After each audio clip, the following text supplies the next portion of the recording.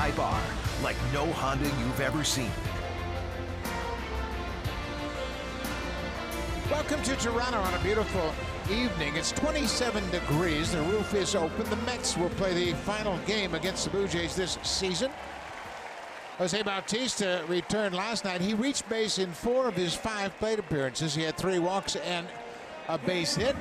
He is back in the lineup tonight, and he'll face one of his young proteges, Marcus Stroman. He did a lot with Stroman when they were both teammates here in Toronto. Let's take a look at the lineup for the Mets. Jose Bautista has 146 career home runs at Rogers Center, second most to Carlos Delgado, who hit 175, and Wilmer Flores. He's got a 10-game hit streak. He homered in last night's game to his dead center. He's 11 for his last 38, and they are set to take on Marcus Stroman. Marcus is making his 10th start of the season. He picked up his first win of the year that last time out against Detroit. Pitched very well. Just 2 runs on 5 hits across 7 innings. That's the longest outing of his season this year. He's 1 in 5. In that start, he did not walk a batter in that game. The first time this season he did that, not walking a batter in a start. This is his first career start against the Mets overall. In interleague play, he's had 8 starts. He's 4-2 in interleague play with a sub-2 ERA. Well, defensively, the Blue Jays always expect a lot of ground balls with Marcus Stroman on the mound. Curtis Granderson, the former Met, is in right field, and Grichuk starts in center. Yeah, Kevin Pillar gets the day off tonight, so Grandy gets to start over in right field. It's his 12th start this year. Randall Grichuk was telling me today that he says he's so smart, positions himself properly in the outfield. He understands himself in the outfield, so he will play in right field tonight. Grichuk slides over to play center field, and Grandy, he's such a pro, and you know he wants to do something against his former team, the New York Mets. Jose Bautista possibly playing maybe in his final game at Rogers Center.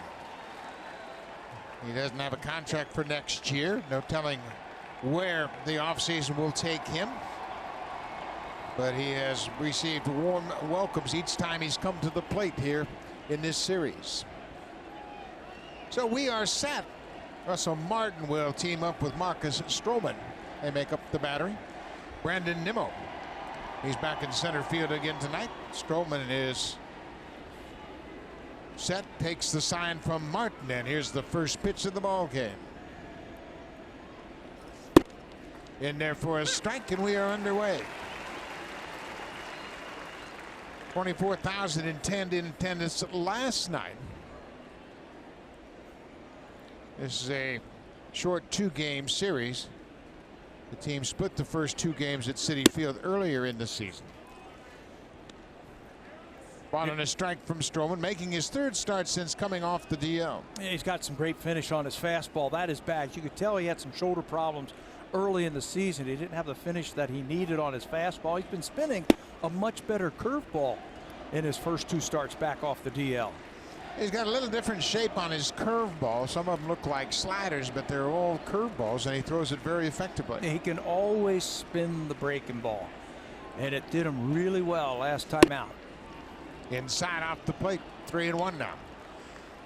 Stroman making his 99th career start. 1-0 in his 2 starts coming off the disabled list. He's allowed just 1 earned run in 12 innings. He walks the leadoff man. Right fielder number 11, Jose Bautista.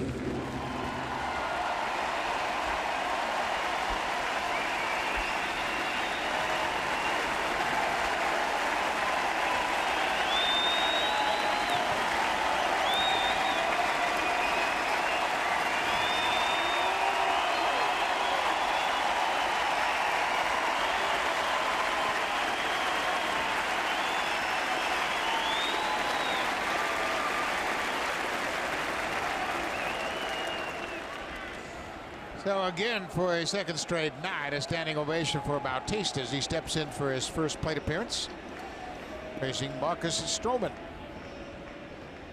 There goes the runner. Bautista fouls it back. They were playing hit and run early. Nimmo could steal a base also for you. He's got 7 steals this season for the Mets. Bautista getting that first fastball he likes. He's not afraid to hit with one strike, but like the offering from Stroman that time, took a mighty cut. Got that high on base percentage again. It's on base 4 times in yesterday's game. Bautista's walk rate for the season is 20.6. That's the highest for batters with 150 plate appearances or more. He's always got a good eye, and even though he would like to do something dramatic, he'll take his walks. 1-1 pitch. There's that good breaking ball. Stroman talked about Bautista and how much he talked to Jose about getting a hitter's perspective for a pitcher. And Bautista was quick to pass on his experience to a young Stroman. Fly ball to right. Granderson a couple of steps back. Now he comes in and makes the catch. One away.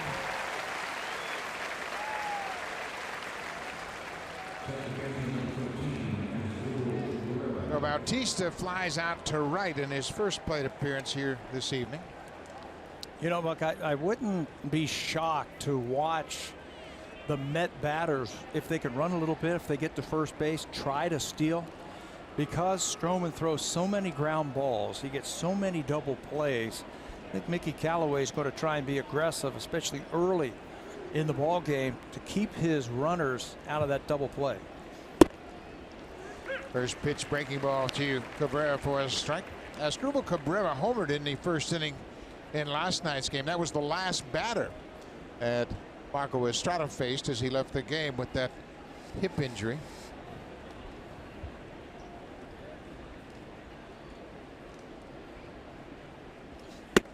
Ball and a strike. We have been given more of an explanation about Estrada's injury. It's more of a glute muscle injury than a hip injury, but it's something that he's been dealing with for a couple of weeks now. And I guess if there is any good news, it doesn't look like he's going to have to go on the disabled list. With a couple of off days, they might not need that 5th starter till right before the All-Star break. But no structural damage, and you know, instead of pushing through it, John Gibbons said, you know what, let's just get you out of here, make sure we calm that thing down so you don't have to miss too much time. 1-1, 1 out. Nimmo at first. Ground ball, this should be 2. Gurriel to Diaz, a tailor-made double play ball. Marcus Stroman gets his second double play of the season. Jose Bautista with a warm welcome back. Marcus Stroman acknowledging his return here to Rogers Center.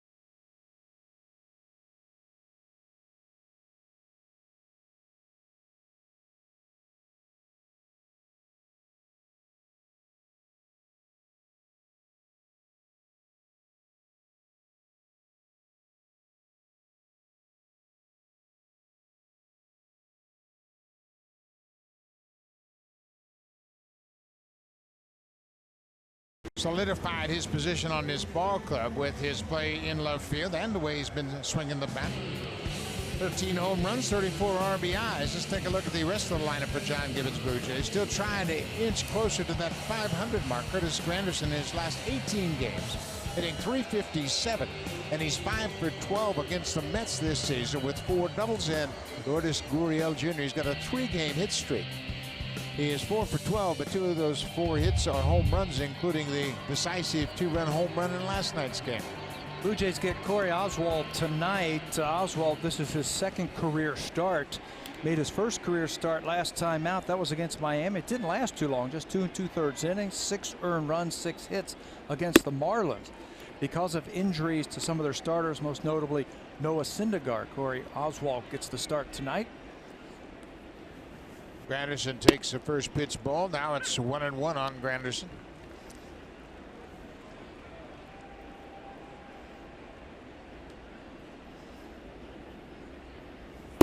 Downstairs, Oswalt is 24 years old. He was originally drafted by the Mets in the 7th round in 2012 out of high school in San Diego.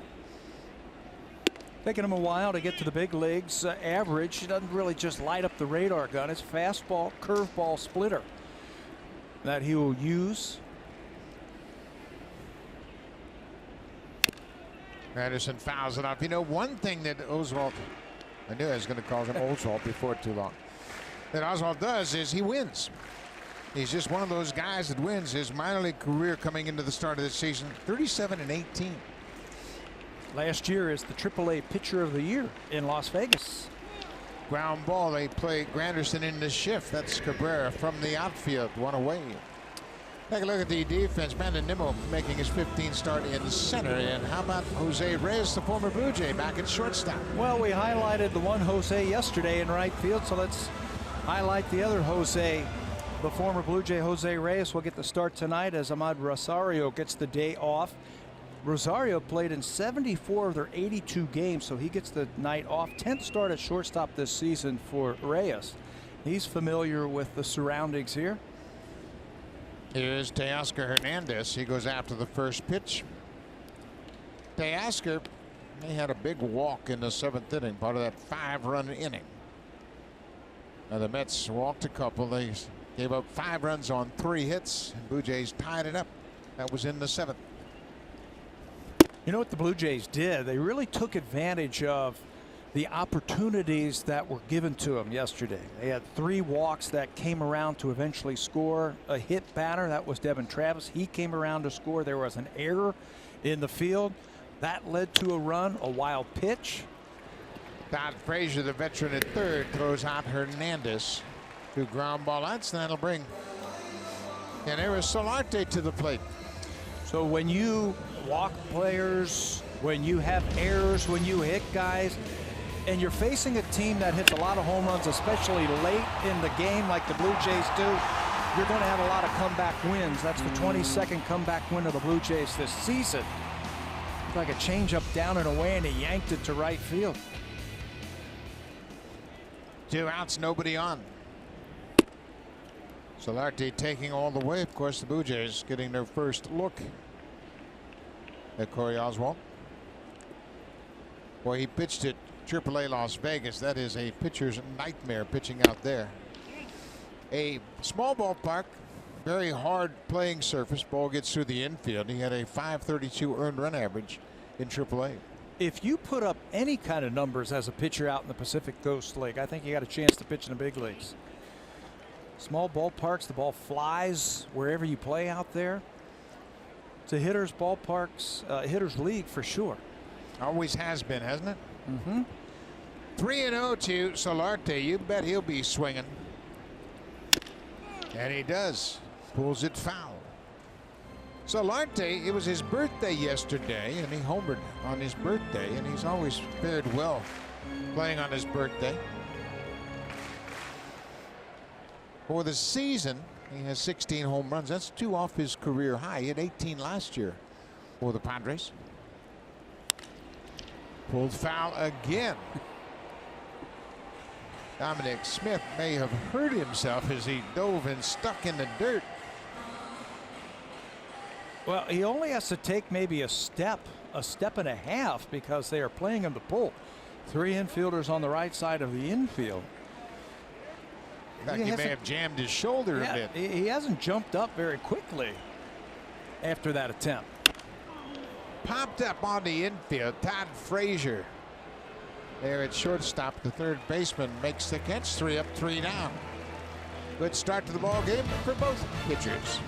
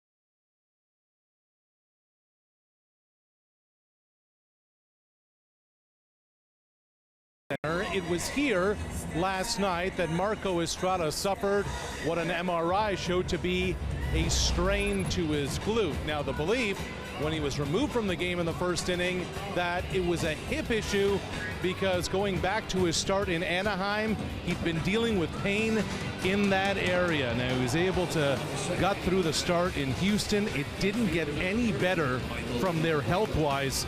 And this comes at a time where mechanically Marco had felt things were good, that his timing was on point. The Blue Jays are still non-committal officially on whether or not he'll make his next start, which would be the series before the All-Star break because of the off days. And all Estrada could say about it was, quote, "My goal is to work on it as much as I can and hopefully be ready for that next start." Yeah, there's no reason to make a decision with Estrada just yet. And you can place him on a DL up until he takes field again, so it would be retroactive to last time he pitched in a big league game. Michael Conforto takes ball 2 upstairs, 2-0. The Blue Jays have Monday off in Atlanta before they play a 2-game series with the Braves, and then they go to Boston for 4 before the All-Star break. So there are some options, of course. Aaron Sanchez, he was out during pitcher's fielding practice today, threw the ball around. He's still a ways away from getting back on the mound. Stroman, his second walk of the ball game. That's something he didn't do last time out. One walk in his last 2 starts. Just pounding that strike zone. But he misses 4 wide ones to Conforto to start the second inning. Wilmer Flores hit a home run last night. Conforto can run a bit. Keep an eye on him. Not running here. Flores takes the strike. Flores has had 28 straight plate appearances without striking out. He also has a 10-game hit streak. Yeah, we mentioned it last inning. He can throw the double play ball the best. That's what he does. Gets the ground ball outs. That's how they ended the first inning. So you can play hit and run. You can go straight steal. You can do different things just to stay out of that double play.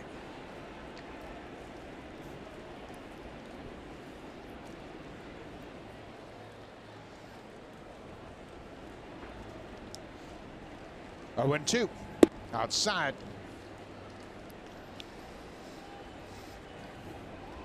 The Mets, they blew 2 5-run leads in last night's game. They lost for the 9th time this season when leading entering the 7th inning. That's the most in the majors. As Stroman gets the strikeout, and that snaps that long streak of 28 straight plate appearances without striking out. And it takes a pretty good breaking ball from Marcus. Stroman's curveball last time out was like we saw a few years ago. Good movement, sharp breaking, and late breaking. Good pitch there to pick up the strikeout. Todd Frazier, veteran third baseman.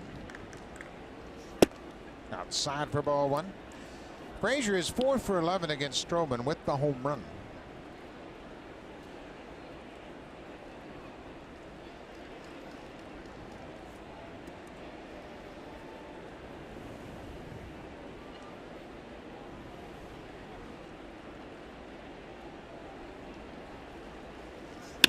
Ground ball, this should be 2. Gurriel to Diaz, another tailor-made double play ball. 2 innings, 2 double plays. Stroman's got that ground ball working early tonight.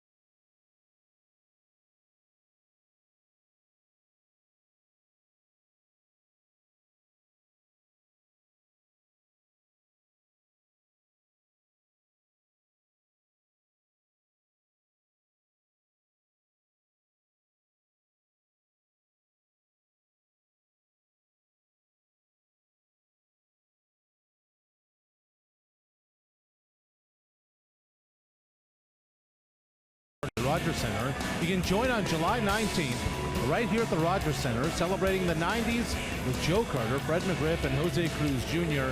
Tickets are on sale now at bluejays.com/extra innings. All proceeds supporting Jays Cares work across Canada. Buck? A great night to see some of the former Blue Jays in the great decade of the 90s that included back-to-back World Series championships. Corey Oswald delivers a first pitch strike to Justin Smoak. Smokey's starting to turn it around again, starting to get hot. Whenever you see him start to drive the ball the other way with authority, you know he is ready to go on one of those home run binges. Just missed that one.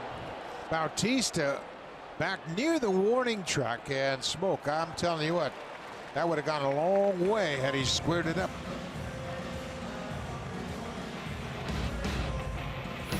Take on any project with Home Hardware, proud partner of the Toronto Blue Jays. Here's how. Well, the weather has been nearly perfect here in southern Ontario the last few days. Roof is wide open, very comfortable evening.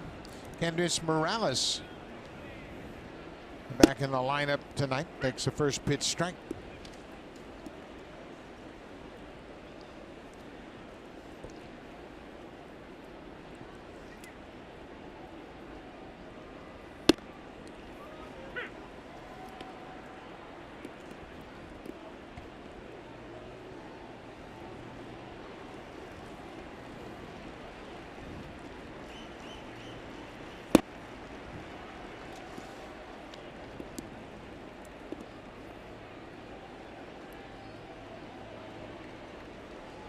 Kendrys Morales hitting .229 with 8 home runs.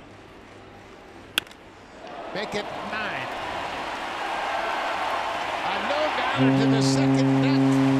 Kendrys Morales gets the first hit of the ball game, and the Blue Jays have a 1-0 lead. Justin Smoak just missed one. The previous hitter, a fastball down the middle, he just popped it up to the warning track. Kendrys Morales is not going to miss this one. Blue Jays over the last 14 home games, they've really put their hitting shoes on and started to hit the long ball again. They've averaged 5 runs a game, and they've hit 23 home runs over the last 14 games coming into this home game.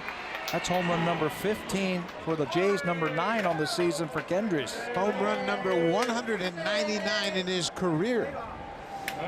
And he put a charge in that one. Russell Martin's got a hit. Smoke just missed hitting a home run. Morales homers, and now Martin gets a base hit to right. Yeah, it took him an inning to figure out what Oswald is featuring. That's a hanging curveball. He's got a good one, but that one is a hanger, and Morales is all over it. Hits it into the second deck on a line.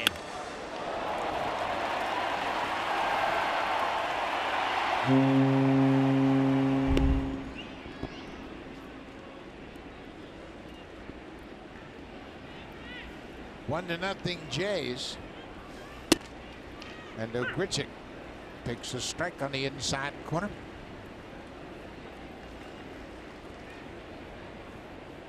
Grichuk had a couple of key at-bats in the game last night.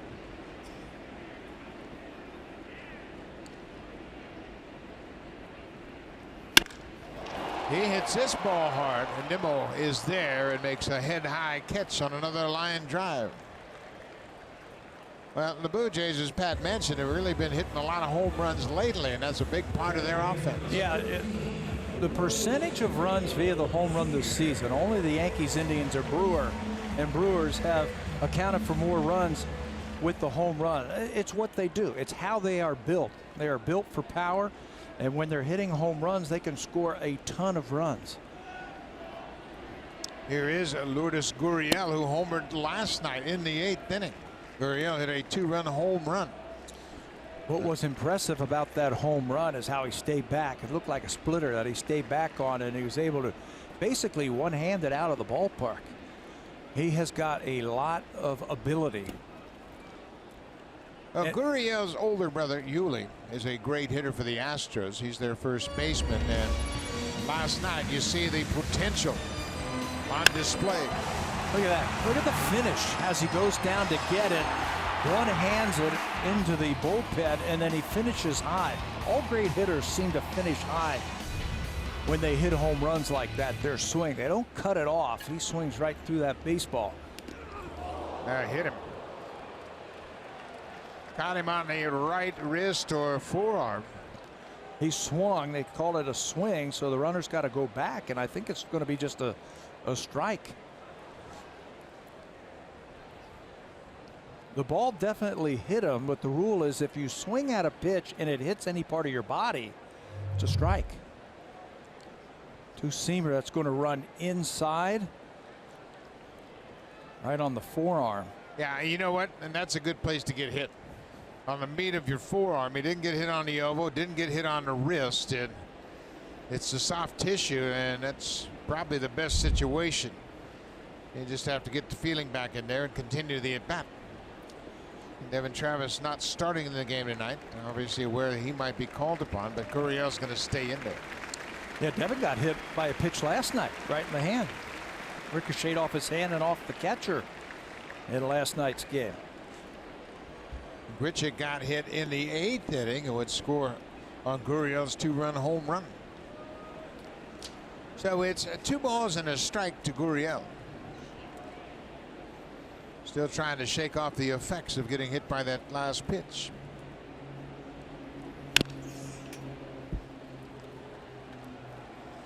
We mentioned Gurriel's brother Yuli. He's 9 years older than Lourdes, and their father, Lourdes Sr., one of the best players ever to play in Cuba. And they speak all the time about hitting. Martin will move up as that ball gets away from Pelicki. Pelicki had it bounce in front of him and carry him back to the backstop. Blue Jays took advantage of a wild pitch in last night's game to score a run. They also took advantage of a hit batter, a couple of walks. This ball spiked in front of home plate. No chance for the catcher to get a piece of his body on that one. So Martin's in scoring position with 2 outs and a full count on Gurriel. gets that breaking ball and fouls it off to stay alive. I like what the Blue Jays are doing now with Gurriel. Instead, we're going to bring him back up here and we're going to play him. We're going to get him some consistent at-bats and see what we have here. He's a young player, young in age and young in terms of playing professional baseball here in the United States and Canada. He's only played 110 games in the minors. So he needs the at-bats and he needs the experience. Ground ball. Frazier has it. He'll take his time, and that'll end the inning. But the Blue Jays take an early lead. Kendrys Morales, he hits a laser shot into the second deck. His 9th home run of the season, and the Blue Jays lead it 1-0.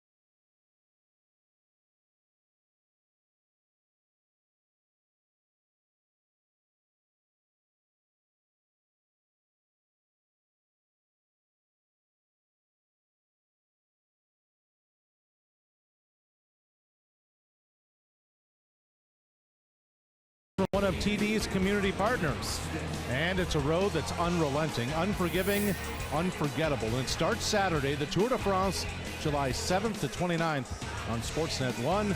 Chris Froome, the 3-time defending champion, and Tom Dumoulin of Team Sunweb are the two favorites to win, but they finished first and second in the Giro d'Italia. Well, of course, that's a big prelim to the Tour de France, also a terrific race in Italy. So now, a couple days away, you get a chance to see all of that right here on Sportsnet. It'll be the bottom third of the Mets lineup. Dominic Smith, Kevin Plawecki, and Jose Reyes. Stroman has induced 2 double plays so far in this game. Each of those erased a walk. Both of those a leadoff walk in the first and in the second inning. That's what you get with Marcus. Even if he walks a guy, he has the ability to get out of those innings because he throws so many ground ball outs. 19 ground ball outs in his last 2 starts. That's when you know he's really healthy again, and we didn't see that consistency in the first 7 starts he made. He had shoulder problems going all the way back to spring training.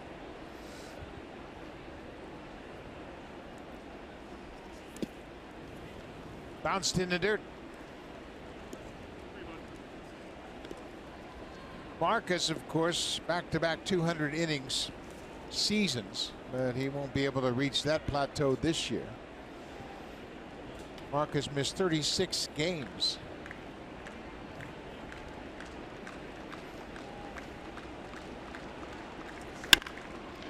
Hit hard, but well fouled by Smith. Dominic Smith is a former first-round draft pick of the Mets back in 2013 out of high school. He's got some power. He hasn't really developed it yet. The most home runs he hit in the minor leagues was last season in Las Vegas. Remember, we were talking about that Hitters League in the Pacific Coast League? That's 16 home runs in Las Vegas. Looks more like a line drive type of hitter to me. left center to right center field. That's where his ability lies. 2 balls and 2 strikes to Smith. Now the breaking ball pulled foul.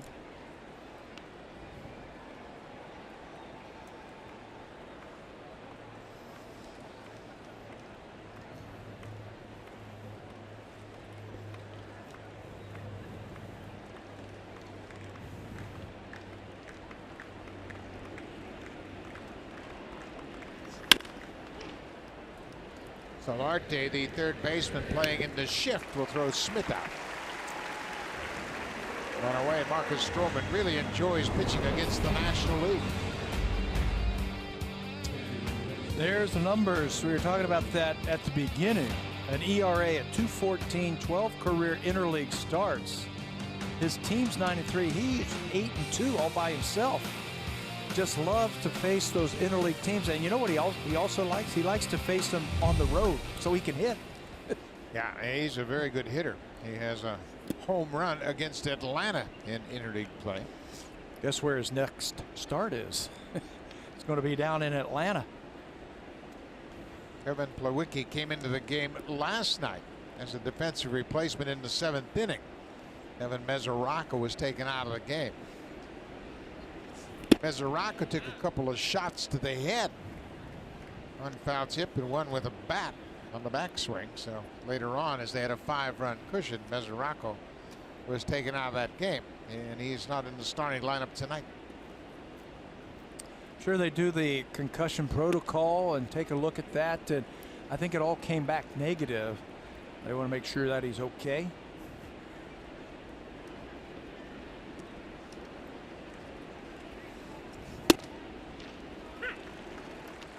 3-1. Stroman now back into the at-bat. 1 out.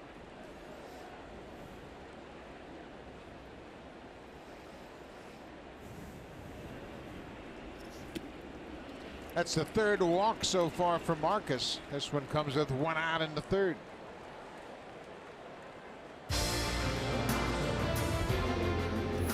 The diverse Civic family, our most powerful lineup yet. Honda, proud fan since 1977 and the official vehicle of the Toronto Blue Jays.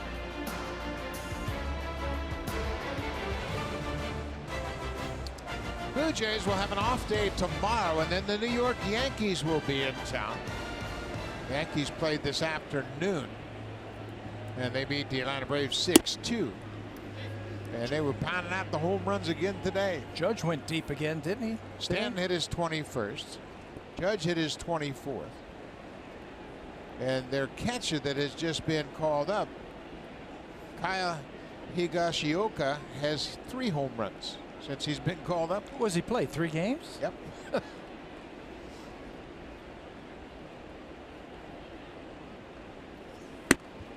Here's Jose Reyes, the former Blue Jay. Reyes was dealt from the Blue Jays to Colorado in 2015. The Blue Jays got Troy Tulowitzki in return. Reyes back with the team that he started with. He had some great years early on when he was a New York Met. Put together some great seasons. He led the National League in stolen bases in 3 straight years. He had a career high 78 stolen bases in 2007. He was an all-star with the Mets 4 times. He won a batting title in 2011. Hit .337 to lead the National League in hitting. All with his style. It's an interesting style. A lot of speed and a lot of quickness. Hand-eye coordination. He's got quick twitch muscles, offensively and defensively, hitting and throwing and running. Reyes led the National League in triples 4 different seasons. He led the team, or led the league in hits in 2008 with 204 hits. He's had a great career. Yeah, exciting player. Can still juice the ball down and in. Chopped right out in front of home. Martin looked at second. He'll go to first and retire Reyes.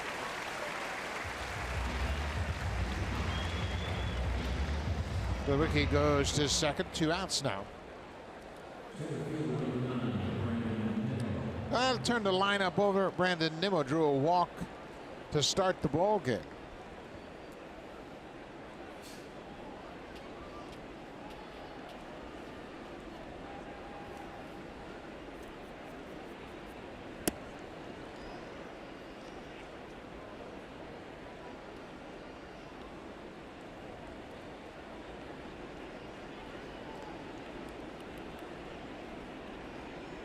Nimmo with 12 home runs, a new career high. He's played parts of the last 2 seasons, but this is his best opportunity to date.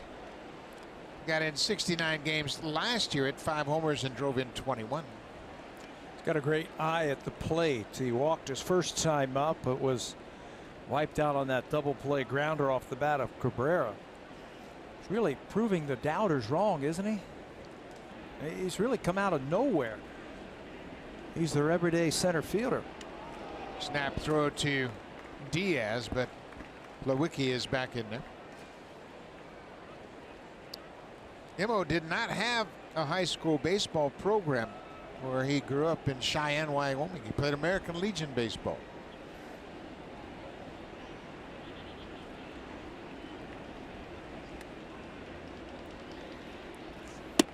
Outside.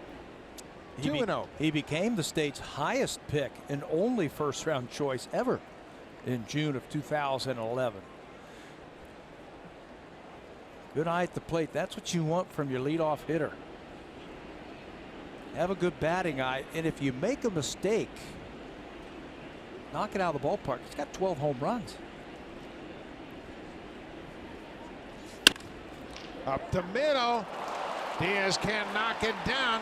Here's the throw from Grichuk. Not in time. They got a shot at second. And he is out. Good tag by Diaz. The run counts. So it is a tie ball game. Lewicki scores. Nimmo with the RBI. And he is out. Mickey Callaway having a look at the replay at second base. Everybody's just kind of standing around waiting for the Mets to decide whether or not they want to challenge the call at second. Gary DeSarcina is the bench coach. He's on the phone. The Mets taking a long time to decide. Got to it late, too. There's a time limit on this one. Under the glove of Diaz. Grichuk comes up firing. Martin relents, gives them the run. Let's see if he was able to get him in the shoulder, and I think he did.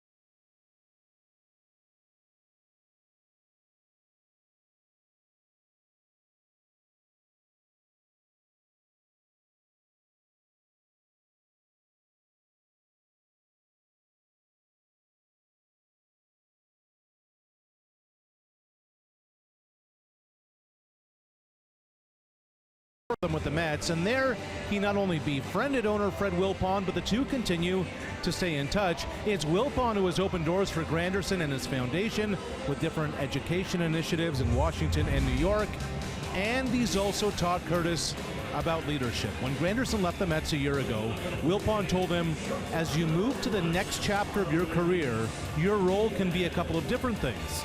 At certain times, you may need to be more vocal. You may need to be more one-on-one. Curtis said before then, nobody had ever outlined leadership steps to me. I'm so appreciative from somebody who knows how to run an entire organization. Granderson's now 37 years old, and we have been around him in most of the season, obviously going back to spring training, and he's a special guy. He is so accommodating to the media, the fans. Great teammate. Hot shot, one hopper right to Cabrera off the bat of Diaz. One away. When his playing career is over, and who knows when that's going to be for Grandy, he could do anything he wants, I think, in baseball or out of baseball. He's that special of a guy. Yeah, he has been an ambassador for baseball all over the world, and that's a big group of Mets fans who have made their way to Toronto. Going back and getting his master's degree, he was telling us when we were in New York.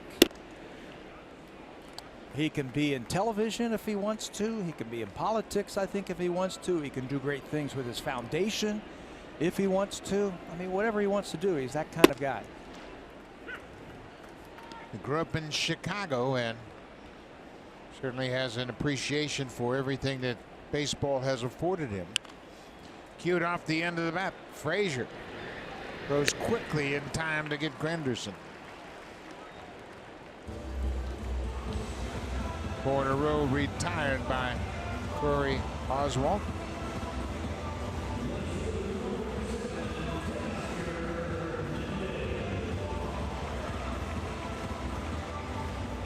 Number 2 hitter is Teoscar Hernandez. He grounded out to Frazier in the first inning, the third baseman. A 1-1 ball game.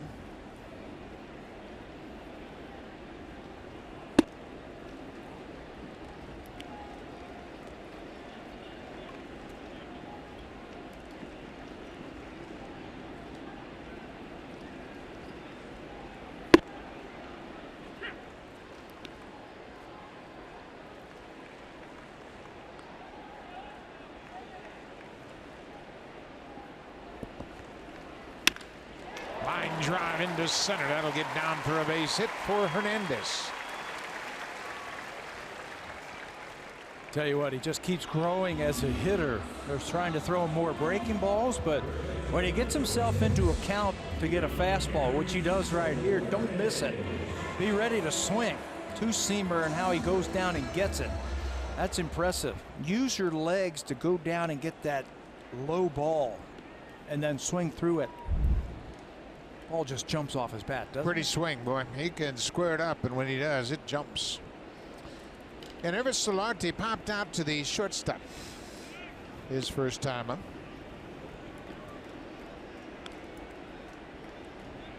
Solarte had to count his favorite 3-0. He fouled off a 3-0 pitch and then popped out on a 3-1 pitch. Hernandez will run a bit. He has 3 steals, but he's been caught 4 times. Yeah, he needs to iron that out. I think he has the ability to be a base stealer. Get you 15 bags a year if you need to. He's got that type of running ability, but he needs to learn to take a little bit more aggressive lead. Help on jumps. A big swing and a high fly ball. Bautista waiting on it, and that'll do it. So Jose Bautista makes the catch to end the top half of the third. He will lead things off for the Mets.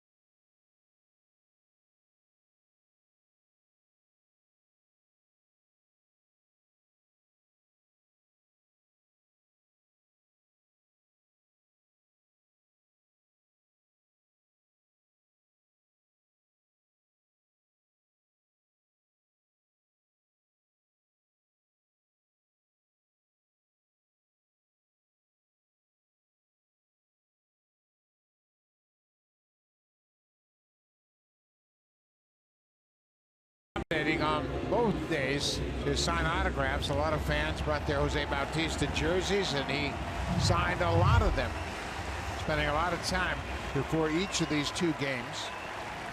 And Jose very generous with his time while he was in Toronto. He had some charity events. He got very involved in the community and for his foundation.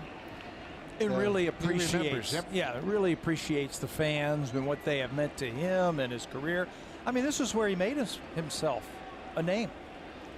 I mean, he was with, we mentioned it last night, 4 teams in 1 season before he could establish himself here in Toronto as one of the best players in baseball. Yeah, and it was thought initially that he might be a utility player. He hits this one in the air, shallow right. Granderson coming in quickly. He gets there, and Bautista's retired on a fly ball direct.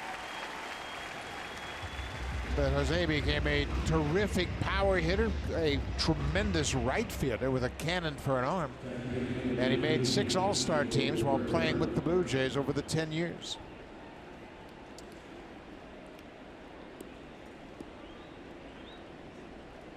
Asdrubal Cabrera, the Mets second baseman, hit into an inning-ending double play in the first. Tried to ambush that first pitch fastball. Marcus will change his approach to hitters. He'll quick pitch him with nobody on base. He'll hesitate like that just to throw off the timing a little bit on those hitters. You can't do it with anybody on base. That would be a balk. But with nobody on base, you can alter your delivery to home plate as much as you want. The hitter can't do anything about it.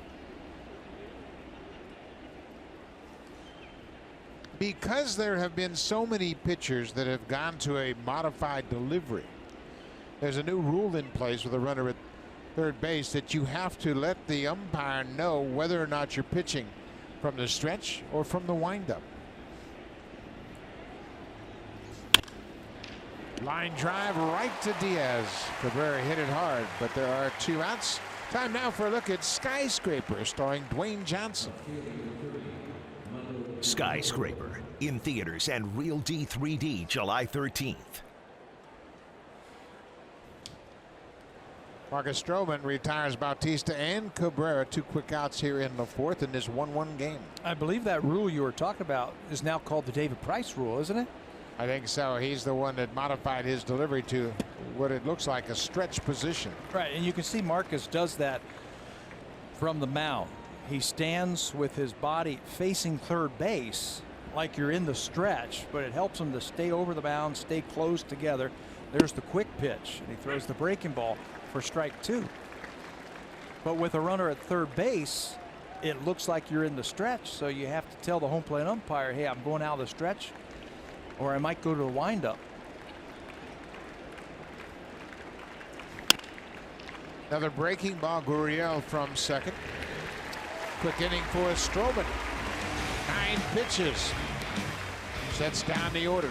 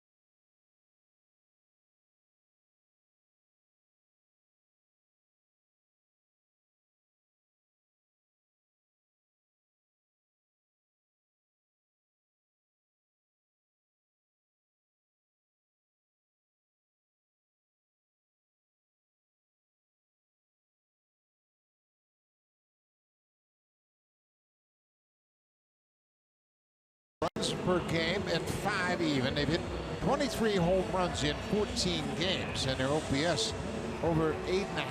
And the team, after a 1-10 stretch, turned things around dramatically here at home. Outscoring the opposition by 10 runs. The batting average of .285. They're also hitting .257 with runners in scoring position. They've won 11 out of those 14 games. Hitting with runners in scoring position is important, but I don't think it's a be-all, end-all type of stat.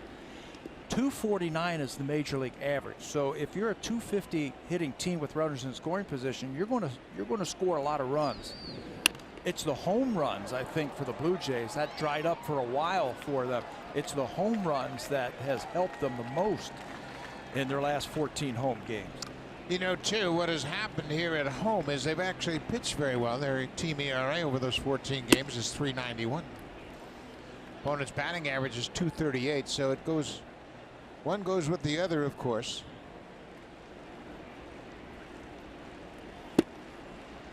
How about Ryan Borucki sitting there next to Jay Happ, who's probably headed to the All-Star game, and what a mentor and what a role model to have for a young left-handed pitcher like Borucki.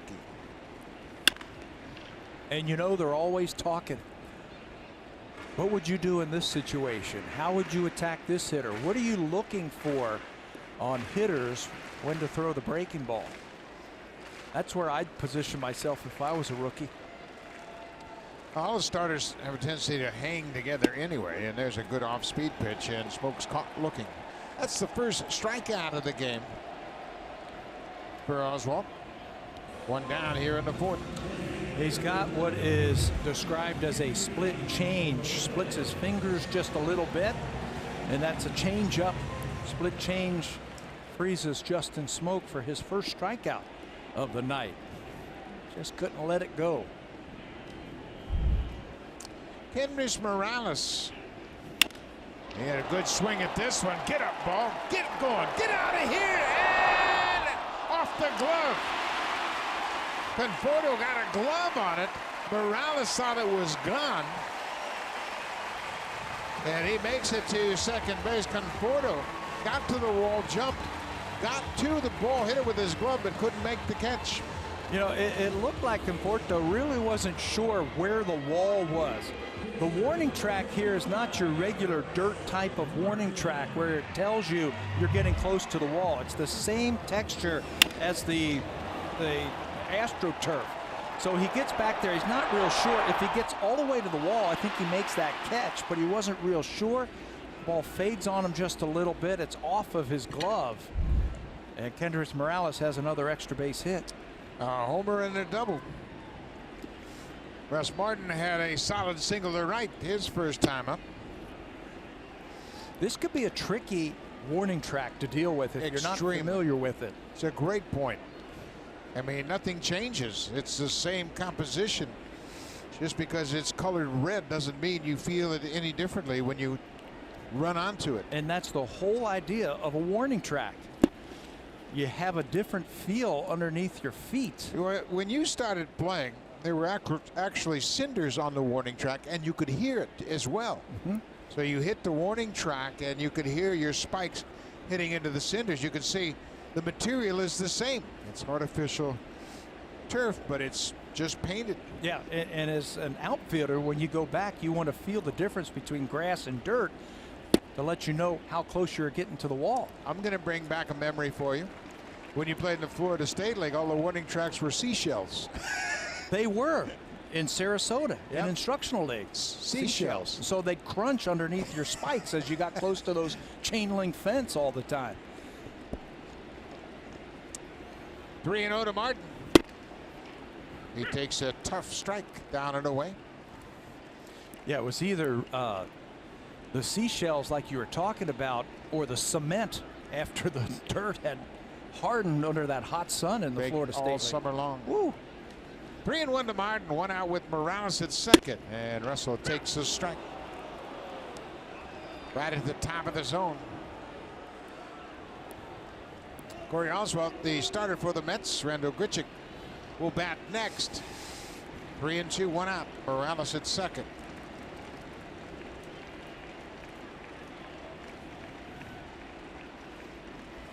Ball 4. Another walk for Russell Martin, his 39th walk of the season.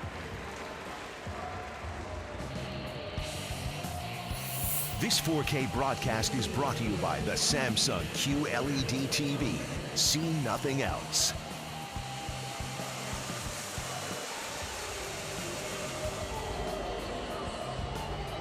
1-1 ball game. Blue Jays have runners at first and second. Randall Grichuk lined out to the center fielder back in the second. He was all over that pitch from Oswalt. Jumped all over it. Just couldn't get it airborne enough to get over his head. Had a good look at that pitch. It's ball 1. Grichuk was the Blue Jays Honda Player of the Month for the month of June. He had 8 home runs in June and drove in 20.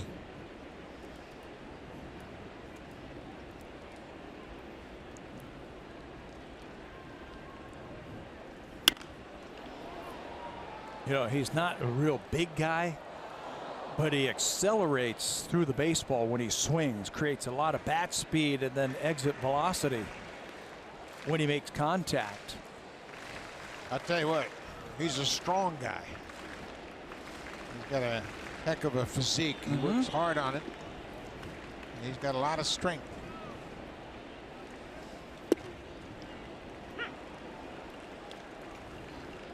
Oswalt showing a little bit better fastball this inning now with a couple of runners on. That might have been his best fastball of the night right there.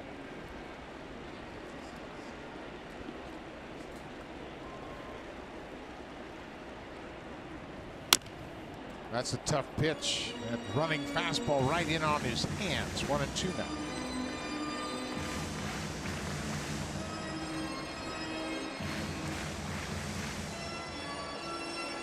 Seth Lugo, who has started for the Mets, now loosening up down in their bullpen.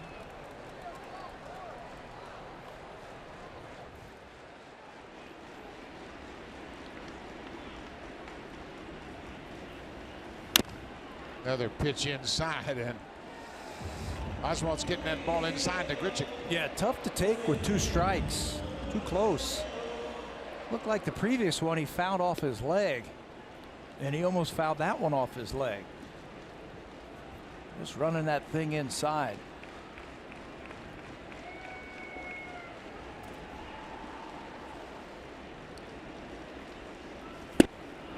Breaking ball, and Grichuk strikes out. 2 away. Second strikeout of the inning. Second strikeout of the ball game for Oswalt. You got Justin Smoke looking on a changeup. This is his curveball. Goes straight down. That's the scouting report. The knuckle curve. Got that index finger, the knuckle of the index finger on top of the ball, and you just pull down with that middle finger. Create a lot of spin.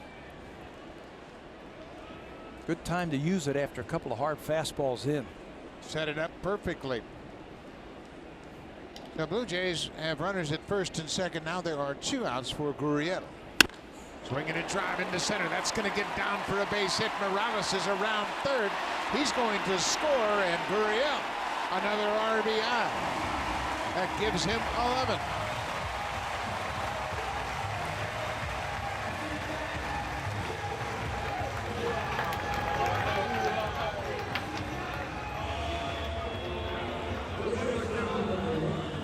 Gurriel just keeps getting better and better.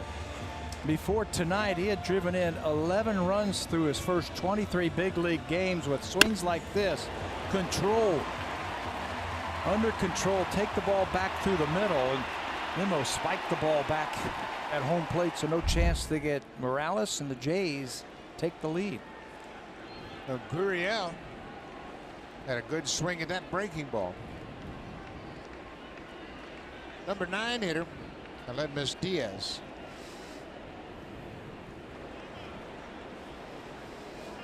You know, with that swing that we just saw, and then the swing that we saw last night, his first go-ahead home run, he has a chance to be a pretty good RBI man with that type of approach, just like his brother. His brother's a good RBI man. Hit good, hit well with runners in scoring position. Occasional pop. to help you drive in some runs. That's 12 RBIs now in 24 games. Yuli Gurriel, Lourdes' older brother, leads the American League with a batting average with runners in scoring position of .412.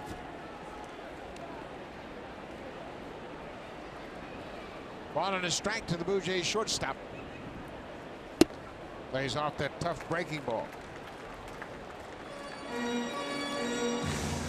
Driving in runs takes a special amount of confidence. You have to stay relaxed. You don't put any extra pressure on yourself. You just have good at bats, and RBIs are a result of a lot of confidence in the batter's box. Line to Frazier. Diaz has hit the ball sharply twice and nothing to show for it. The Blue Jays have the 2-1 lead as we head to the 5th. Now time for a Blue Jays Central update. Here's Jamie Campbell and Joe Siddle in the Samsung broadcast studio.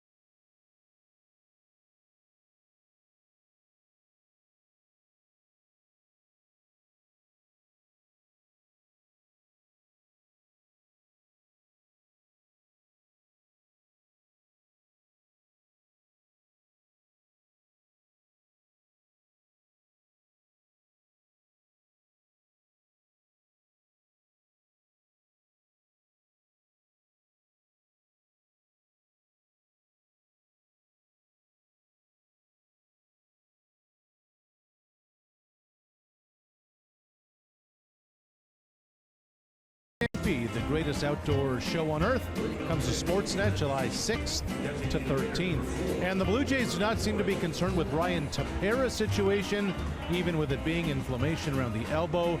Barring a setback, it's expected Tepera will begin throwing as early as Friday after the off day tomorrow.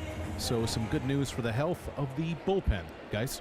It sure is good news, and I think there was concern about some swelling in his elbow, so they have to make sure that quiets down before they ramp him up again. The Blue Jays have a 2-1 lead. Morales has driven in a run, and he's scored the go-ahead run. Lourdes Gurriel with the RBI single in the 4th.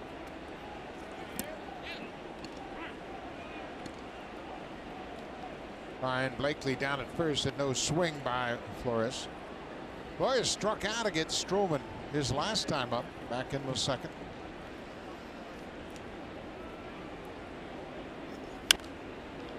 He was looking breaking ball that time and found it straight back. Sat on it. He's got a 10-game hit streak on the line.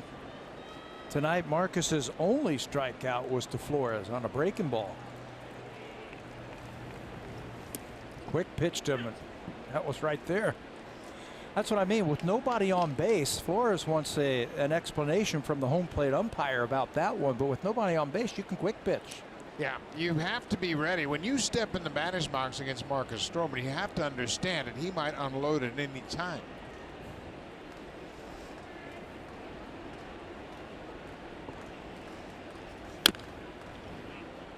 Slider is tapped foul. What that does is it just messes up with the timing of with the hitter. You can pause when you make your first step back, or you can lift your front leg and you can hold it up there for a while. And he's got the ability to do that, pause over the mound and balance over the mound with your front leg up, or you can quick pitch. All of it totally legal. Well, I think one thing that we haven't seen, and it used to be a big part of the game, was the windmill windup, where some pitchers used to pump twice I can remember Louis Tiant with all of his gyrations and different balance on the mound. He would wind up, pump his hands, go back over his head, spin his back around, and then pump his hands again. He'd do a lot of different things to mess with the timing of the hitters. Great description of Louis Tiant. There's another one right there as he holds on it, and there's a single. Louis Tiant, they said at one point in the game, he's going to look at every one of the fans in the stands at one point. Head moving all over the place, but boy, could he ever pitch. Flores gets a base hit. That'll extend his hit streak to 11 straight. Todd Frazier grounded into a double play. That ended the second. Brandon Nimmo has the other hit for the Mets, an RBI single in the third. Frazier goes after it and drives it deep to center. Grichuk back at the track, at the wall, and that is gone. That hit the second deck. The umpires haven't made a call. Now the home plate umpire, he finally made a call and signaled home run. Jim Wolf, also down at third, signaled home run, but you could hear it hit the metal above the fence in center field. And Todd Frazier, with his 10th home run, has given the Mets the lead. His first full season was 2012 with the Cincinnati Reds. Since that time, he's hit 164 home runs. That's the third most in the majors for a third baseman. Only Nolan Arenado and Josh Donaldson have hit more. Breaking ball that stays over the middle of the plate. Frazier is off the plate but catches up to that one. He hit that a long way to center field. Grichuk looked like he had a shot, but there it bounces off that black backdrop for the home run and back onto the field. He's got some power. That's 10 home runs now for Todd Frazier this season.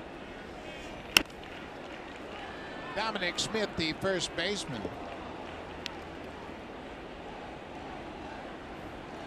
Frazier's always been a power guy. He's never hit for much of an average, but that's not his game. He's just one of those guys that can get big hits, and he has given the Mets the lead.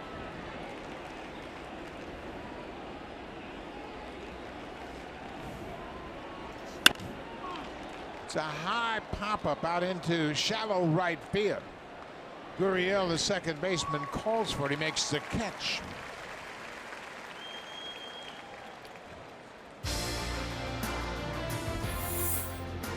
At the Honda Checkered Flag event, the real victory lap is the drive home.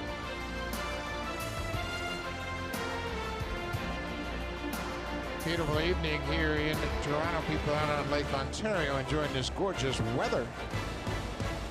27 degrees at the start of play tonight. This is Kevin Plawecki, the catcher.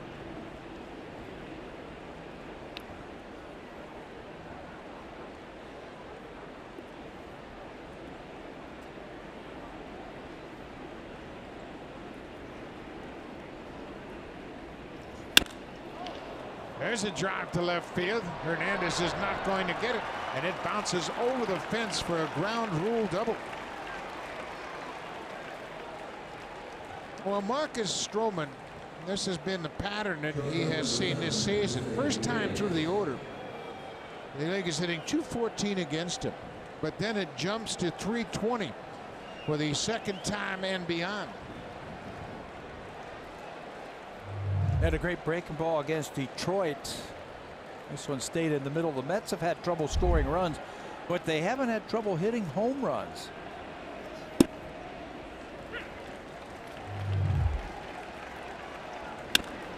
Alecki drills that one to left field, and it bounces out of play for a ground rule double. Another extra base hit for the Mets. The 9th double for the Mets catcher. Jose Reyes lays off that off-speed pitch. Reyes tapped a little roller out in front of home. Russell Martin threw him out at first.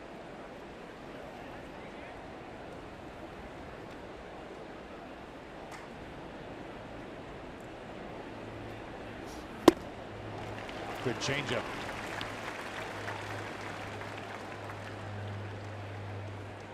Reyes with just one hit this season with runners in scoring position. He's 1 for 22. The Mets as a team are hitting just .222 with runners in scoring position. Again, the league average is .249.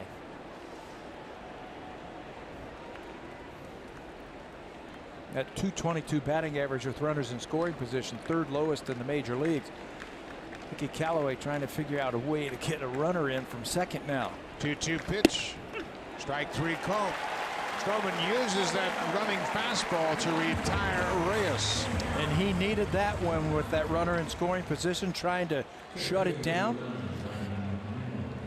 Two-seam fastball over the inside part of the plate. The Super Slow-Mo is brought to you by the Samsung S9 and S9 Plus. The camera reimagined. Available now. Jose Reyes hoping that that ball is called inside. Doesn't get the call.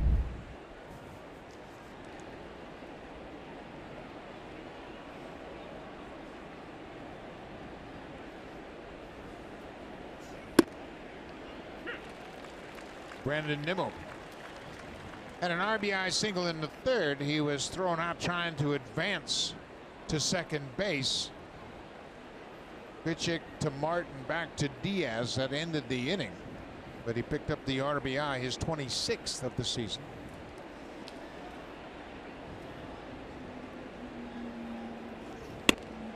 Todd Frazier with the 2-run home run this inning. It's the second career home run against Stroman. He had a solo home run against Marcus last June 17th while playing with the White Sox in a 5-2 Chicago win.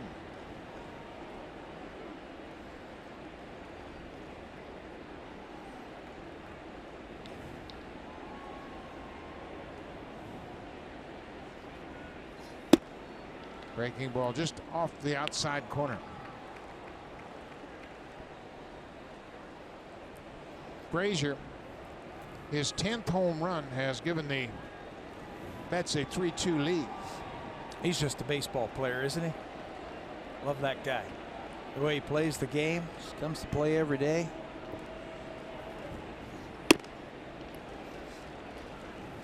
Frazier's now 32 years old. He's younger than you might think. He's been around for a while. He didn't come up until 2011 when he was 25 with Cincinnati. Kind of a late bloomer. He's a two-time All-Star and finished third in the Rookie of the Year voting in 2012.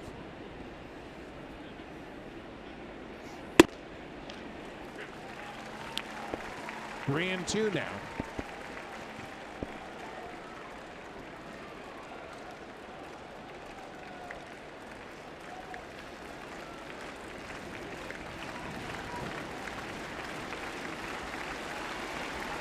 Brandon Nimmo with a full count.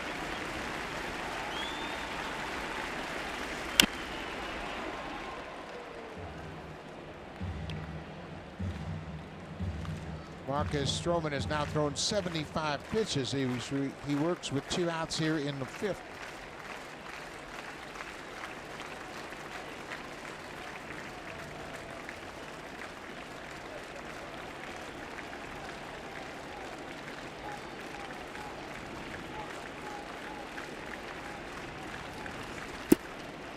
Another walk. That's the 4th walk issued by Stroman so far in this game. Tried to get him with a changeup there. His breaking ball hasn't been as good as it was in his last start. So Pete Walker's going to come out and have a few words to him. Just missing with the fastball, just missing with his breaking ball. He's tried some changeups this inning. So Pete's going to come out and have a little words of encouragement, maybe something that he sees in his windup or what they're trying to do to get these guys out. It's been a long inning.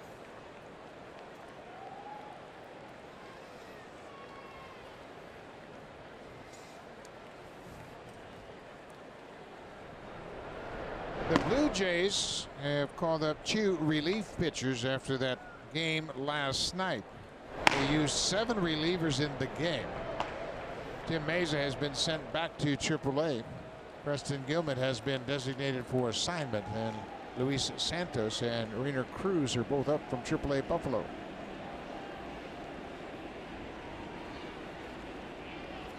Jose Bautista. Jose has flied out twice so far, both to right field. And you can bet he is going to try and zero in on Marcus Stroman right now. He walked the last batter, and Bautista, he's going to wait for something that he can hit.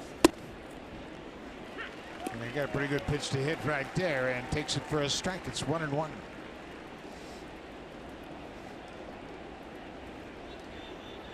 Only Carlos Delgado has hit more home runs in this ballpark. So he's looking for a certain pitch. Broken bat. He'll have to get a new piece of wood. You know, when I saw him take that first strike right down the middle, nobody's better at sitting on pitches than Jose Bautista. He was looking for something off speed. And Marcus crossed him up, threw him a couple of fastballs, and he was late on it. Bautista with 146 career home runs here at Rogers Center. Carlos Delgado, franchise high 175.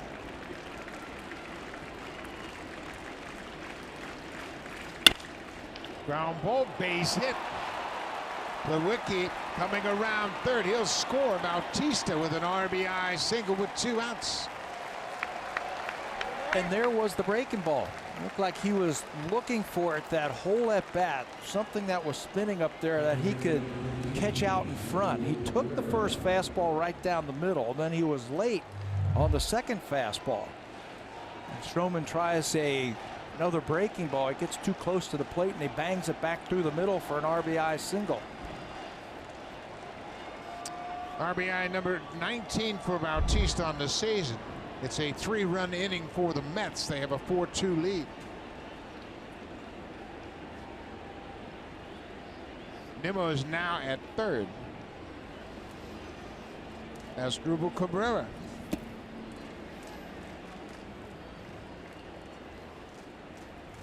Cabrera lined out his last time up in the fourth. That one was lined right at the shortstop, Diaz. He tried to go the other way. Hit the ball hard. Good RBI man at the plate. Fouled that one off his foot.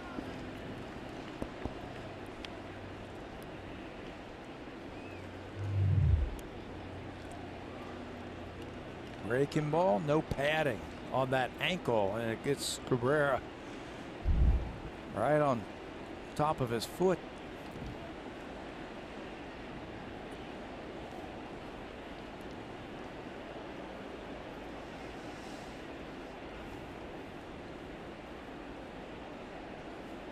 One ball, one strike, and Stroman takes too long for Cabrera, who asks for time.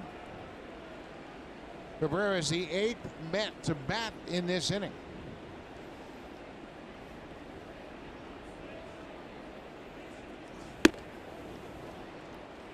Boomer Flores got it started with a leadoff single. He scored on Todd Frazier's 2-run home run. And then Plawecki hit a 1-out ground rule double. He scores on Bautista's RBI single.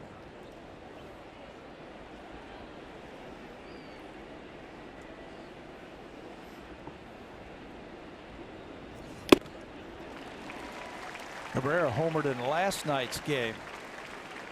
Had a home run cut there, 2-1.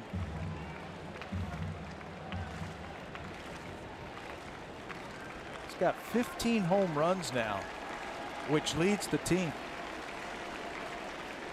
He's homered in back-to-back games. He's homered in 3 straight games, just once in his career. Did that while playing with Cleveland.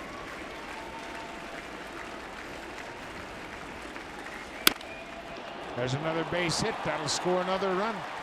Nimmo is in to score.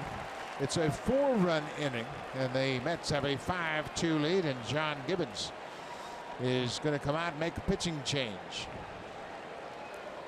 So Marcus Stroman early on had a couple of double plays, one to end the first, one to end the second, but second time through the order, the Mets got to him a bit. They scored 5 runs on 6 hits, and he kind of helped their cause by walking 4. Yeah, this is why you bring in the reinforcements after 7 relievers last night. Luis Santos, back up from the minor leagues, will get the call now in the 5th.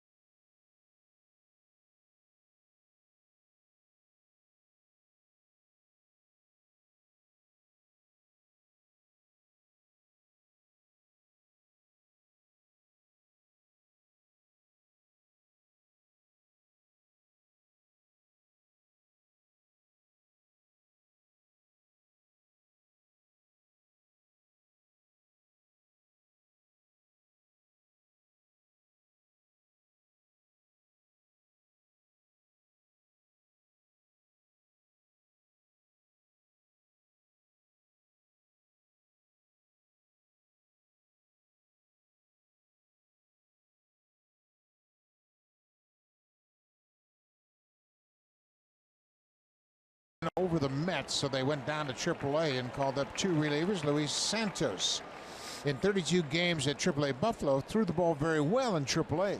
Yeah, just a .252 earned run average over those 17 games, including 2 starts down in Buffalo. He was here with the Blue Jays earlier this season. May the 3rd, he was brought up when the team was in Cleveland, pitching an inning in 2/3. He was also DFA'd the next day on May the 4th. Michael Conforto, the left fielder, with 2 aboard. Bautista's at second, Cabrera's at first. The Mets have scored 4 runs this inning. Conforto is the 9th Met to bat here in the 5th. He is starting to deliver for this team over his last 19 games. Starting to drive in some runs for him and hit for power. There's another hit. Bautista's around third. He's going to score. Bautista scores the 6th Met run as they have a 6-2 lead. Over those last 19 games, told you he's starting to hit for some power. He's got 8 extra base hits and now 10 RBIs over his last 19 games. That's how you hit with runners in scoring position. They throw you a fastball away. Don't try and pull it. Just go the other way. He picks up the RBI, his 26th of the season. They wanted to go inside, but it's outside. He just slashes it the other way. The ball ran flat along the plane of the bat, and Conforto picks up his first hit of the game. Wilmer Flores, he started the inning with a leadoff single. He had a good at bat. He singled off Stroman. Yeah, he fell behind early in that count. 2 strikes. Ended up singling through the left side. That was just the 2nd hit of the ball game off of Stroman.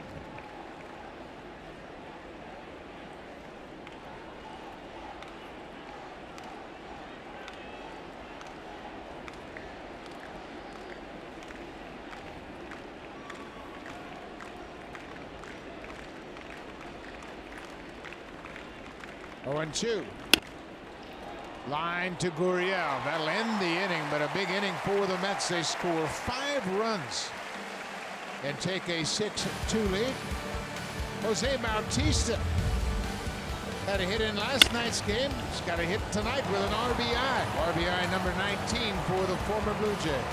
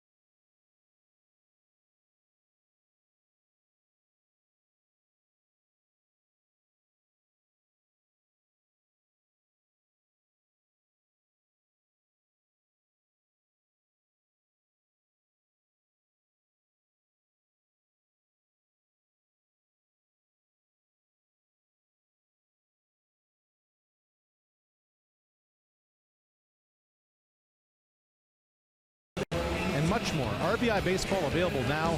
Learn more at rbigame.com. Rated E for everyone. Thank you very much, Rash. As we move to the bottom of the fifth, both starters are out of the ball game. Seth Lugo taking over for the Mets. He's been in 27 games, including 5 starts for the Mets. Better suited to pitch out of the bullpen. He'll pick up Corey Oswald here in the 5th inning. He's pitched 60 1/3 innings with 64 strikeouts. Fastball, curveball, slider, and a changeup. I like Lugo. I like him pitching out of the bullpen. He can give you multiple innings because he's stretched out. Yeah, he's got a good arm.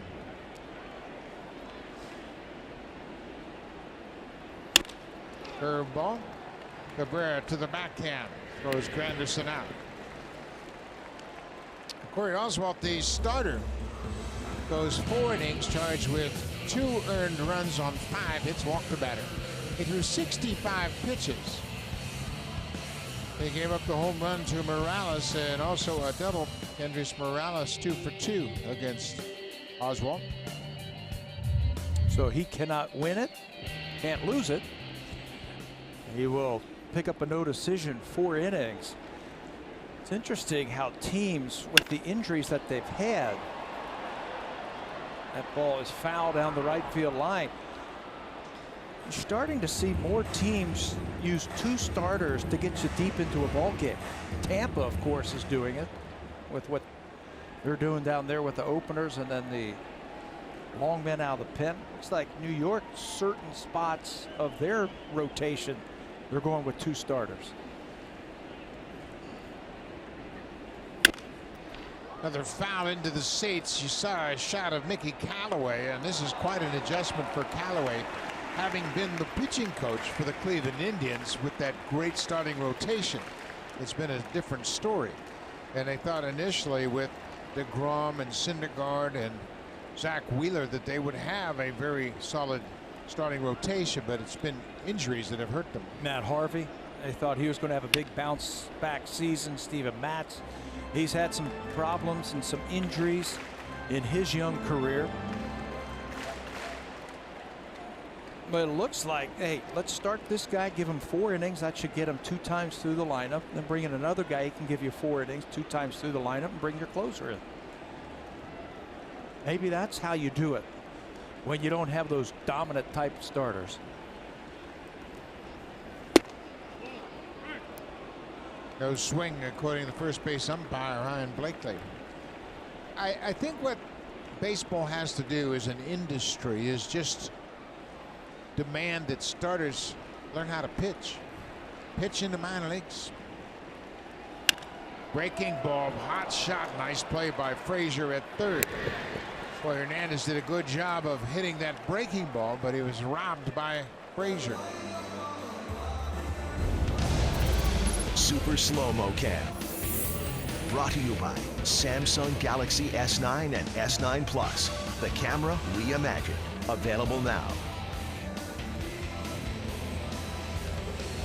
To finish my thought about the starters, I think if you were to take a core of starters in the minor leagues, and yeah, I could wait until you get them maybe to the Midwest League. Don't have to do it right away. Let them learn how to be professionals. But then remind them, hey, this is not about the radar gun. And I'd take the radar gun out of the minor leagues for sure. I don't want any pitcher to worry about velocity. I want to learn how to pitch. And if you learn how to pitch, you can do so with less than 100% effort. Solarte hits it high and deep to right. Bautista jumps. It's over his glove off the wall. Solarte's going to have to hustle. Bautista's got a good arm, but it's too late. Solarte thought he might have hit it out of the ballpark. Took a look at it initially. Then once it hit off the wall, he had to hustle around first. He hit it well, but he didn't hit it where you have that familiar sound of the solid ball off the bat that it's going to leave the ballpark. Maybe caught it a little bit towards the end of the bat, but it bounces off the wall, and now he turns it on for 2 as it goes over the reach of Bautista, just out of his reach in right field. A 2-out double for Solarte, his 18th of the season. Justin Smoak is 0 for 2.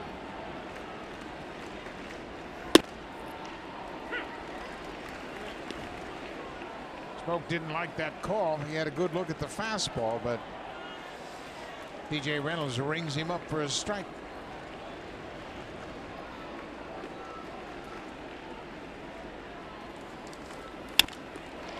Hot shot. Cabrera on one hop makes the play. Smoke is retired, so the Blue Jays strand a 2-out double by Solarte. We'll go to the 6th. The Mets have a 4-run lead.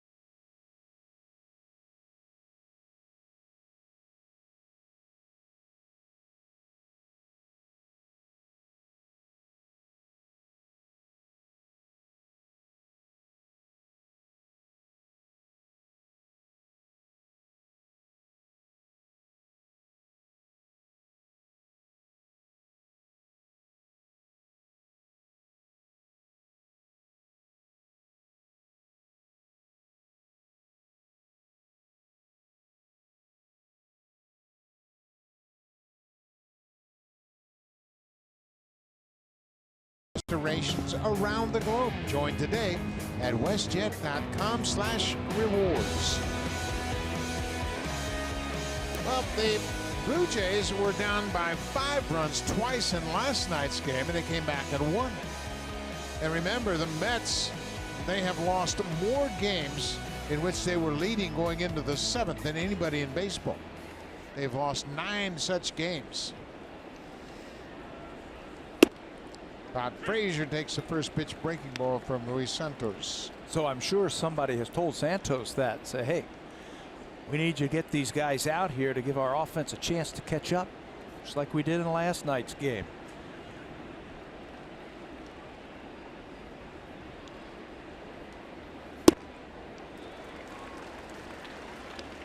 Oh, 0-2.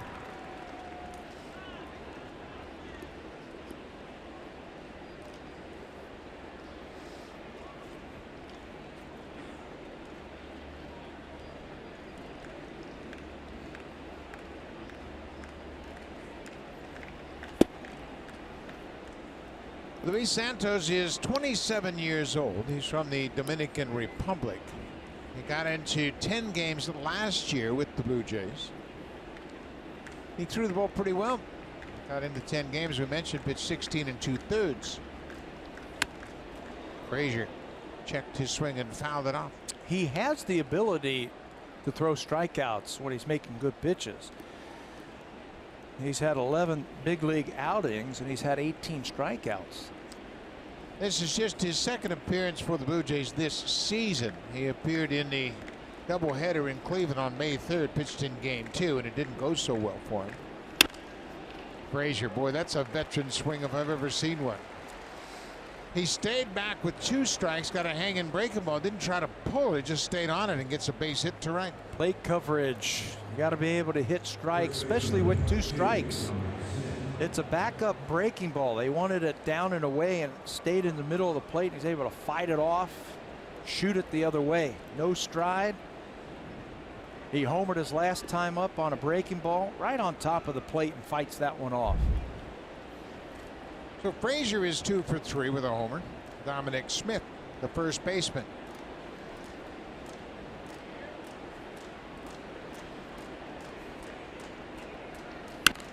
He goes after the first pitch.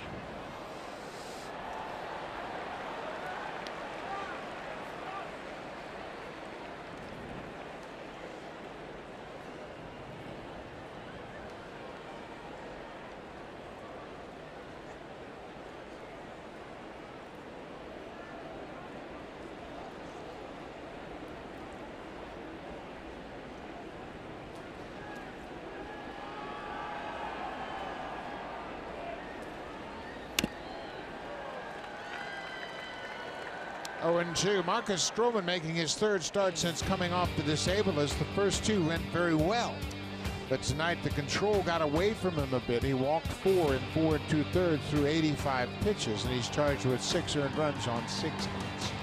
Previous 2 starts against the Angels, against the Tigers, just 1 walk. He also had 9 strikeouts. One of them was his 500th career strikeout. Tonight, breaking ball didn't have the command that we saw in that last start. Smith strikes out. 1 away, top of the 6th. Pretty good fastball right there from Santos to pick up the strikeout. Says, I'm not going back to that breaking ball with 2 strikes. I gave up a hit last time. Just threw that one by Smith.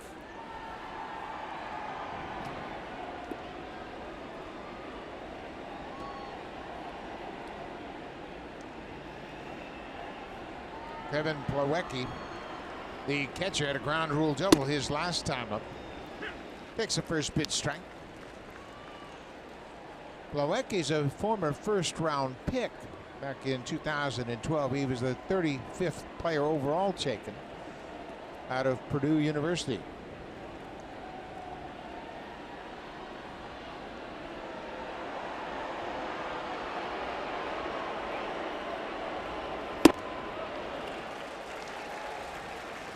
.93 with the fastball. 94 actually. Had a couple of good fastballs to hit, but Santos gets him by him. You know, we were talking about Todd Frazier being a baseball player and understanding the game. If you don't make him stop over there at first base, he could take off. He's 5 for 5 in steals, and Santos isn't making him stop over there. Not running here. That's called strike 3 to Plawecki. Plawecki strikes out. Back-to-back strikeouts for Santos. That time on the slider. Freezes him. First time that he has faced him. Doesn't know the breaking ball. That's a better breaking ball than the one he threw to Frazier, who got the hit. Jose Reyes now.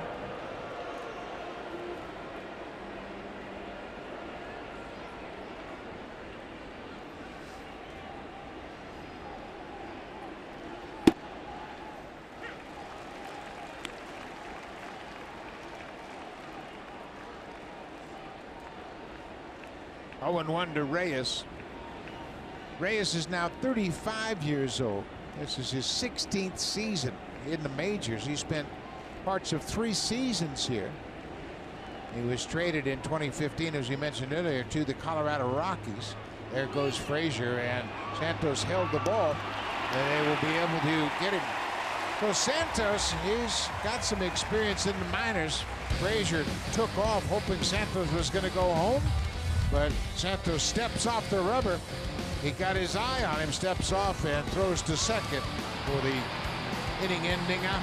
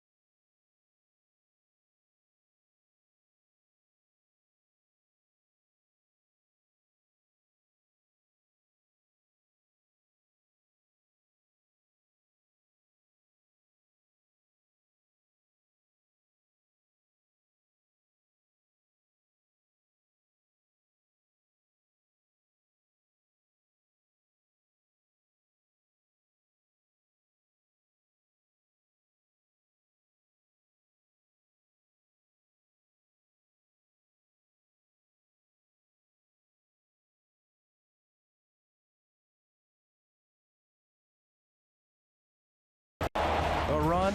This was in the 2nd inning after 1 out, a hanging breaking ball. Home run number 199 in his career into the 2nd deck. Projected distance 407 feet. Kendrys Morales with his 9th home run of the season, tonight's drive of the game. Morales also has a double. He has scored 2 runs. He scored both of the Blue Jay runs, once on a homer, and then he scored on the Gurriel RBI single. You see his numbers leading off innings, what his on-base percentage is leading off innings? It's 3rd best in baseball. 432. He's a veteran hitter, and he got off to a terrible start, and everybody kept saying, well, how's he handling it? He never deviated from his routine, from his approach. His confidence stayed high. He was the first one out here. Every day. Every day. Just ready to play baseball. You sit around and you talk to him about baseball. He's got a lot of insight about the game. This is going to drop for a base hit. Fair ball. Conforto over near the line, and Morales makes a big turn, and he'll stop there. A 3-for-3 night so far for Morales. And that on-base percentage leading off the inning is going to go up right off the end of the bat. But he keeps it fair down the left field line. He had some thoughts of trying to turn this into 2, but a good job by Conforto to get over there quickly and then accurately throw the ball to second base. Morales with a big turn at first. Thinking about has to slam on the brakes and hustle back.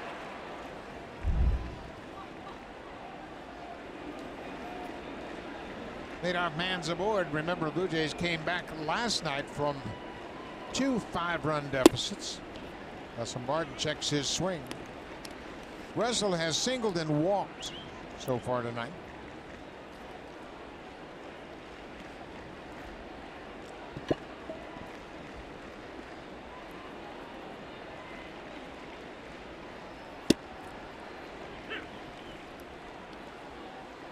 The Blue Jays have won 11 of their last 14 home games after a stretch in which they lost 10 of 11.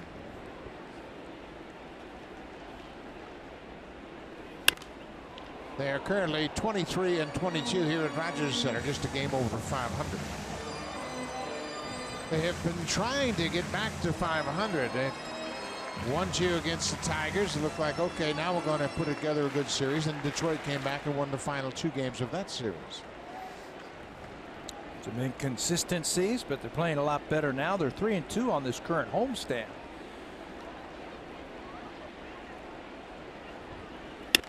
Russell drives it into right field. Get down, ball.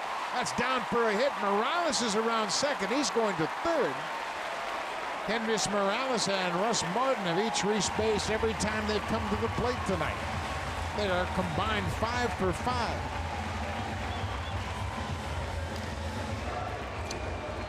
With a couple of runs scored and 1 driven in, hanging breaking ball from Lugo, and Russell hits it to right field. It looked like Bautista had a shot to catch it, but he backs off, and that's going to allow Morales. He sees him backing off right there.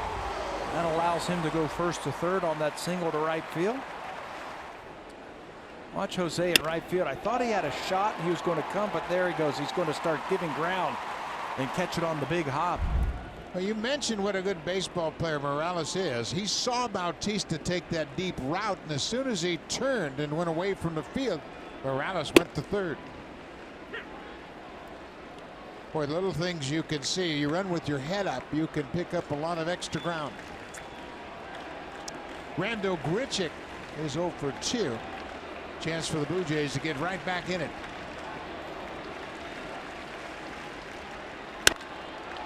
Popped up. Shallow outfield. Long run for Nimmo. He keeps coming in and makes the catch. For me, that's an infielder's pop-up. But neither Reyes or Cabrera looked like they wanted anything to do with it. Yeah, it didn't look like Reyes was really sure of where that ball was or if he could get back to go catch it. He's telling Cabrera they're in double play depth, and it was a shallow fly ball to center field, but he didn't go after that like he A, saw it, or B, wanted it. Watch him. I don't think he knows where the ball is right there. He's looking for it, and then he looks for a center fielder, and Nimmo takes it. So here is Lourdes Gurriel Jr. with another RBI opportunity. And an RBI single in the fourth.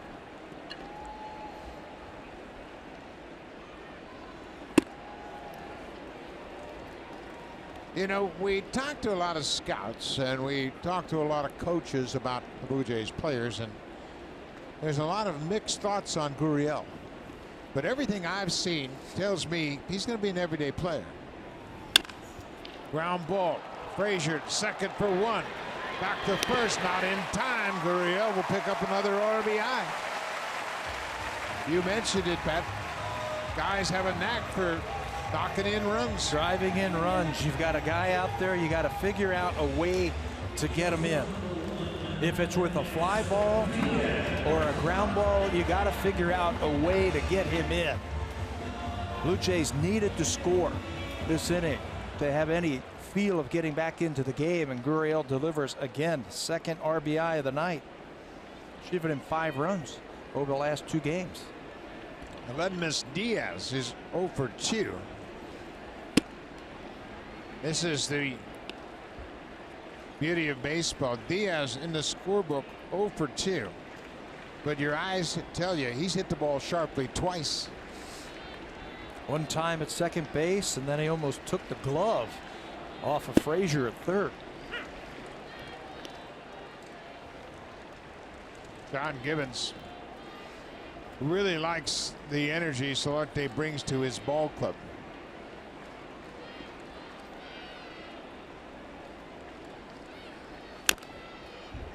Breaking ball now. It's 1-2. The Blue Jays trail by 3. Aaron Luke loosening up.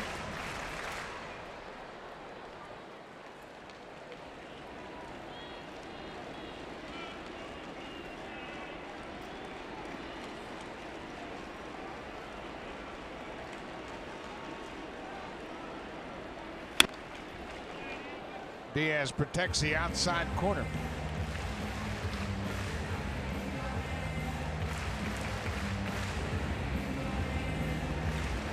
And Edmus has 7 home runs and 9 doubles.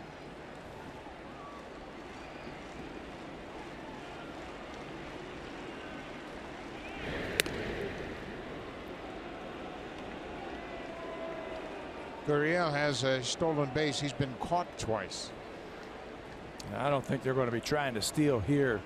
Got your number 9 hitter at the plate. He's got some extra base pop. Diaz does. Go ahead and let him swing. 2-2 now. The only thing that might factor in the Blue Jays starting the runner at first is the fact that Kevin Plawecki has not thrown well at all.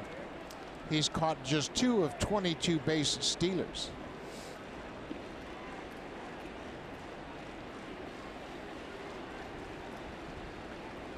Not running. Ground ball to third. Frazier will go to second, and that'll end the inning. Blue Jays get another run. Lourdes Gurriel with another RBI. Will go to the 7th. 6-3 Mets.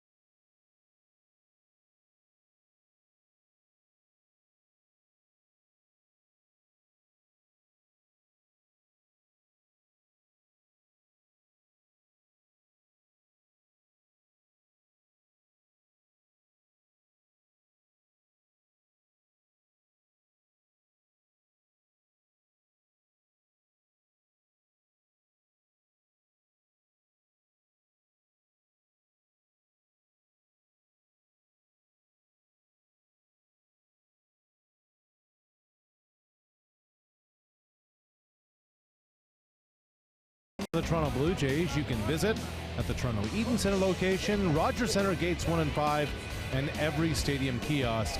jaysshop.ca. Buck?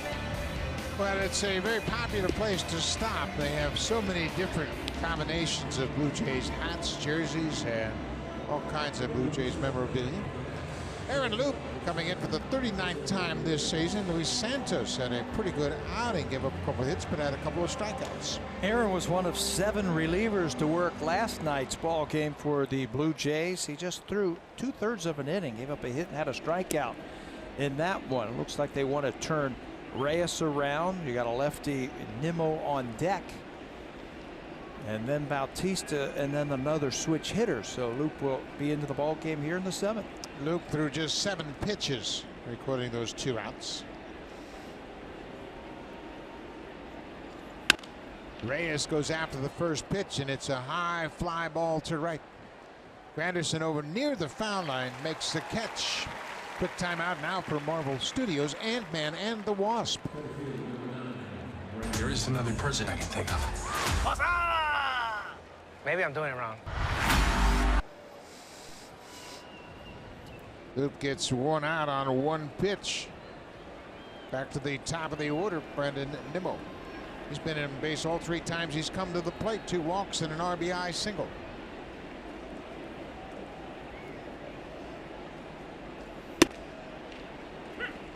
Well, that's a good pitch to start the at-bat. Fastball down and away for strike 1. Yeah, and he starts on the first base side of the pitching rubber, throws across his body, a crossfire. So that angle as that ball comes across the plate, almost impossible to hit for a left-handed batter. He's late on that fastball. It's 0-2. Especially if you haven't seen Loup that much. He can be tough on you. He hides the ball well. He throws 3/4 angle with that arm, and then really throws, steps across his body and throws across his body, hides the ball a long time. 3-pitch strikeout, and he gets him with that slider. 2 up, 2 down for Loup here in the 7th. Aaron was saying the other day, at times my slider can be pretty good. Need to get a little bit more consistent with the slider. I got to build off my fastball and have that good changeup. When I've got that slider and I'm putting it in a good place like that, getting the break I need, I can pick up the strikeouts. Here's Jose Bautista. First pitch slider to Jose. Bautista had an RBI single in that 5-run 5th inning. RBI number 19 for the season.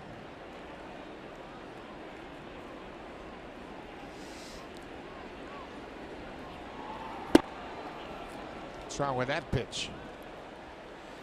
Blue Jays are playing the shift on Jose Bautista, and that shift, that StatCast, is powered by AWS. Burial right behind the pitcher, trying to take away a hit. Loup's breaking ball is very good. Big sweeper at 77 miles an hour. 3 strikes in the pitch cast strike zone, but it's 1-2. Russell Martin, you saw him dancing around behind the home plate. He knows all about Jose. They have played together since their college days back at Chipola Junior College in Florida. He faked like he was going to go inside and then bounced to the outside. Watch him fake and then shift once again as Loup is into his windup. Hitters can peek back there to see where that catcher's set up. That ball gets away from Martin, and he broke after it. Bautista reacted to Martin as Russell started toward it and then said, you know what, I'm going to try to get a foul tip here. So Bautista will reach on the strikeout. That slider is really moving for Loup. Down and in, that's where you'd like to throw it. Jose, he didn't foul tip that. No. It's the 2nd pass ball charge to Martin this season. Bautista Looked at the umpire. Martin took a step toward it, knowing that Bautista hadn't fouled it. Then he just kind of stopped and said, maybe I can convince the umpire that it was a foul ball. So Bautista's aboard on the pass ball.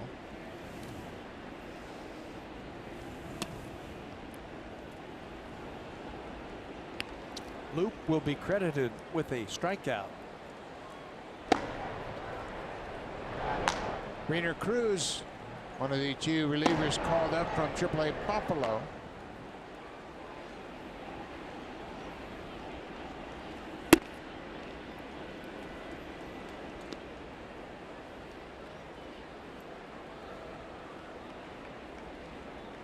Important to keep the Mets right here. It's a 3-1 ball game, and they've had trouble protecting leads.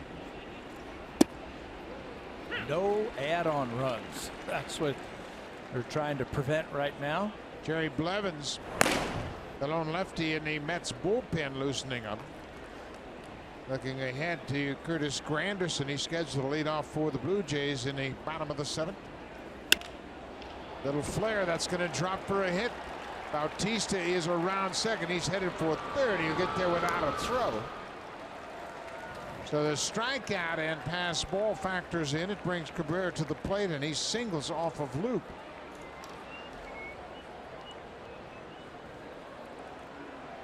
And that's going to bring Pete Walker to the mound. I don't think they're going to make a pitching change here. You got a left-handed hitter in Conforto up, and nothing wrong with Loopy's stuff tonight. He got Reyes on 1 pitch. He struck out Nimmo on 3 pitches. Yeah, Bautista struck out, but just like that, first and third now, 2 outs, and a good RBI man at the plate. Where those extra outs always costly, especially for relievers late in the game. Bautista was struck out. That would have ended the inning, but ball got away from Martin. He's charged with the pass ball. And then Cabrera gets a little bloop base hit into right. Conforto, he had a base hit, had an RBI double off Loop last night. It was a slider that stayed on the inner half of the plate. So I'm sure that is fresh in both Loop and Conforto's mind. First pitch fastball for ball 1. Conforto is 1 for 2 with the walk.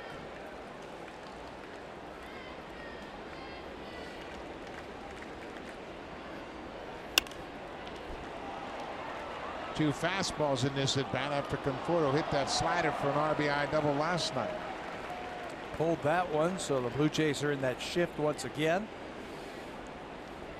Used to be a time where lefties didn't pull left-handed pitchers. They really tried to stay on the ball a long time and take away that breaking ball from those left-handed pitchers. That's a good pitch. Conforto's actually hit for a higher average against lefty pitching than he has against righties. He came into this game batting .238 against lefties, just .215 against righties. Maybe he's staying on that breaking ball a little bit longer. Luke misses with that big breaking ball. It's more of a curve ball than it is a slider. He's dropped the velocity down to 77 with that big sweeping breaking ball.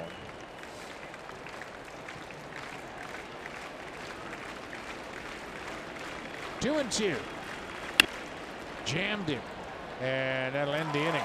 Solarte makes the catch. Luke strands a couple of base runners, has a couple of strikeouts, gives up a hit. We'll go to the bottom of the 7th. The Blue Jays will send Granderson, Hernandez, and Solarte to the mound.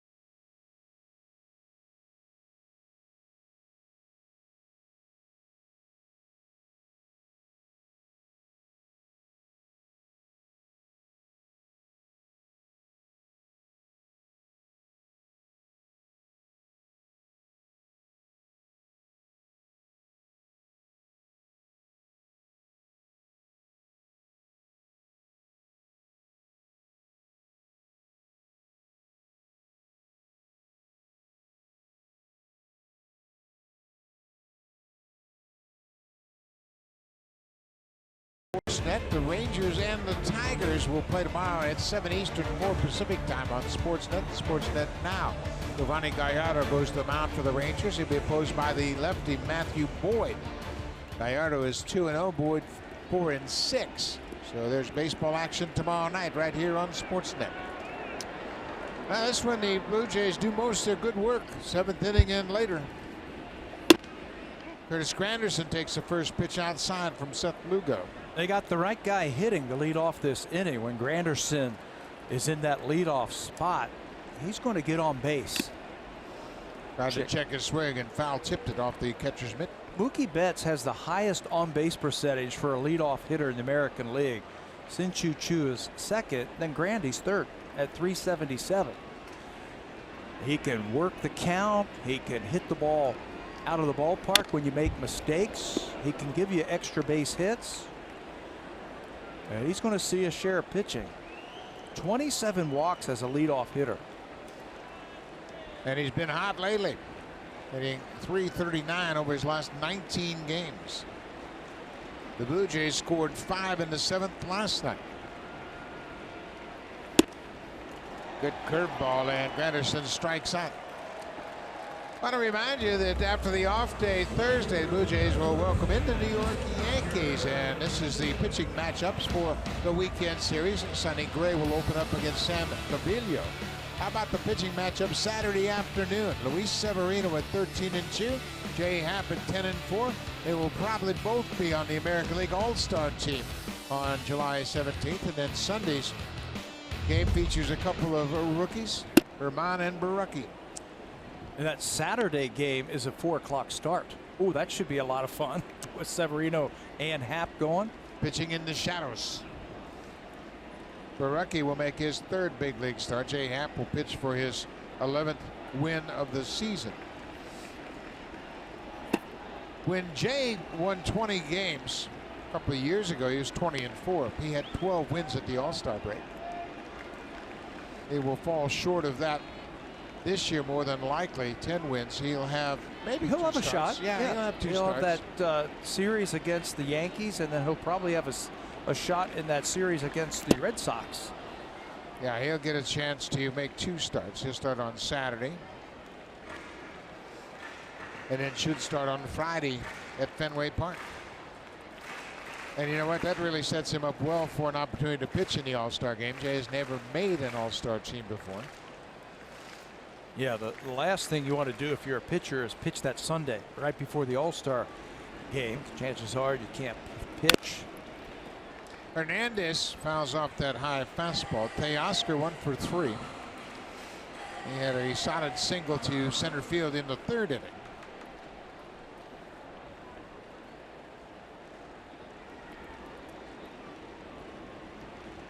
Seth Lugo came into the game in the 5th inning.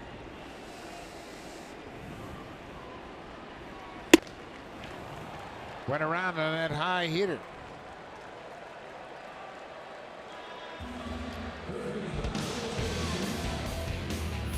Beauty Tone is the official paint of the Toronto Blue Jays. Only available at Home Hardware. Here's how. What a gorgeous evening here in Toronto. CN Tower right next door to open air baseball here at Rogers Center.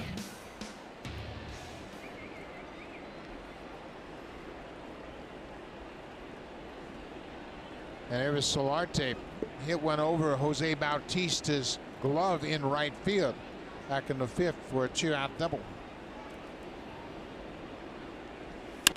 That was off of Lugo. This is a fly ball to left. Conforto coming in. The left fielder is there, and that ends the inning. So 7 in the books here at Rogers Center. The Mets have a 6-3 lead.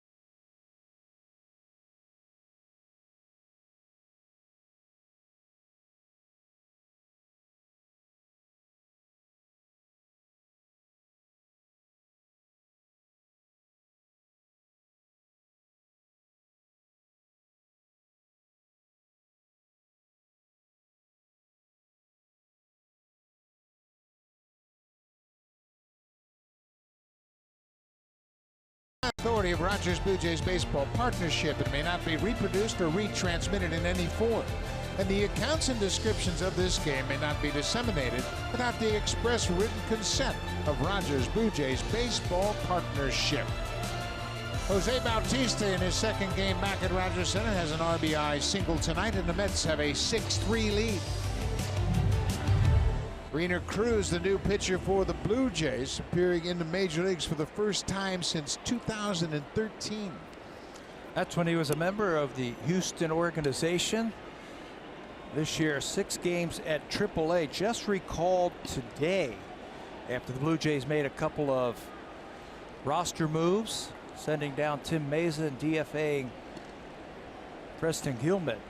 Cruz, some pretty decent numbers in those 6 games. That's a base hit off the bat of Flores down the right field line. Granderson plays it off the fence, and Flores ends up with his second hit of the game. He had a base hit in the 5th, and now he's got his second hit. He has had a 2-for-4 night. First pitch since 2013's a fastball. He jams him up. Well, watch this. Nobody there. They're bunching him in the middle of the infield.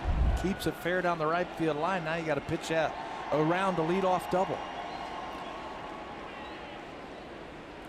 Cruz is 31 years old. He is from the Dominican Republic. He signed originally with the Detroit Tigers. Played in a Gulf Coast League in 2004-2005. And then did not play again in organized ball until 2007 when he signed with the Mets.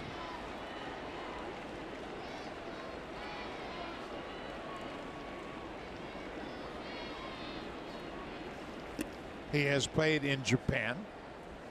He played 2 seasons in Japan, 2014 and 2015, with the Rakuten Golden Eagles. That's Masahiro Tanaka's team. He's got a good arm. Fastball, slider, changeup. Problems at the big league level, has been able to command it. There's a strike. 2-1 now. Speaking of Tanaka, he made a rehab start tonight in the minor leagues. First time he's pitched in the minor leagues since 2015, but he's rehabbing, trying to come back from those hamstring injuries. Got to keep those pitchers off the bases. Too many of them are getting injured in interleague play. Do you think that will ever lead to a DH in both leagues? No way. No way. Well, then they're going to hit. Then they got to hit. It might lead to more pinch runners. I like it the way it is. National League, no DH. American League with the DH. 2 different types of games, 2 different managing styles. Got to manage the bullpen a little bit differently. There's a good strike, and Frazier is called out on strikes. Didn't like the call. Frazier has homered and singled. And now a 2-for-4 night. It's a pretty good fastball in a good spot. Russell Martin throws the glove out there, and he hits the glove. Watch Russell.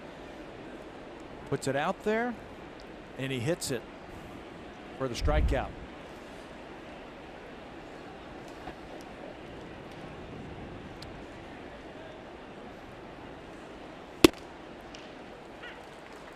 Fastball as he gets ahead of Dominic Smith. Smith is 0 for 3.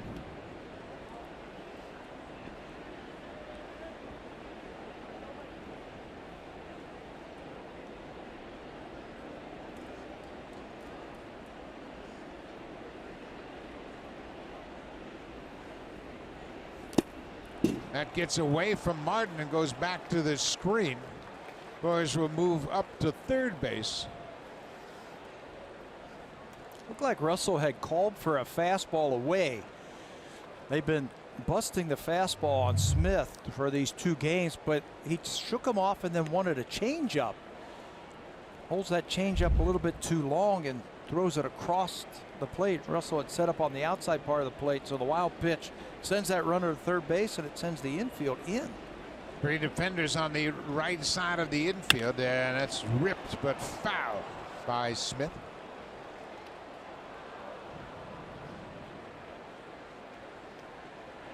That's a big run down there for the Mets. They have a 3-run lead in the 8th.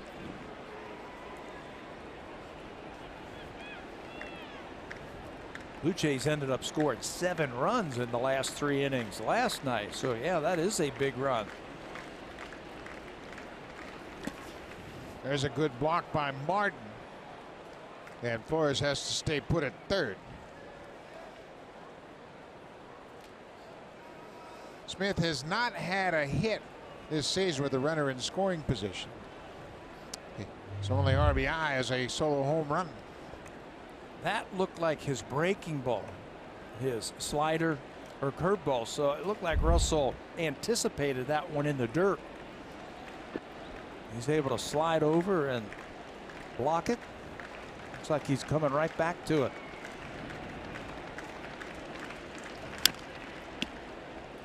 Smith gets a piece of it. It was interesting, and Martin, after calling for the slider, gave Cruz a fist pump as if to say, come on, make a good pitch here, and he did. Love to see that from your catcher. There's the right side of the infield. They are in to try and cut that run off at the plate. Pickoff down to third. Jim Wolf, the third base umpire, had a good look at it, and Flores is in ahead of the tag. That's just to keep him close. You can see he's not getting too far off. Flores almost slides over the bag. Just keep him close just in case they're trying to run the contact play. 3-2. Off the bat. Fly ball. Left field. Hernandez in foul ground. Flores is tagging, and he'll hold at third. Smith didn't hit it deep enough to the outfield. There are 2 outs now. So looking ahead to the bottom of the 8th, Smoke, Morales, and Martin.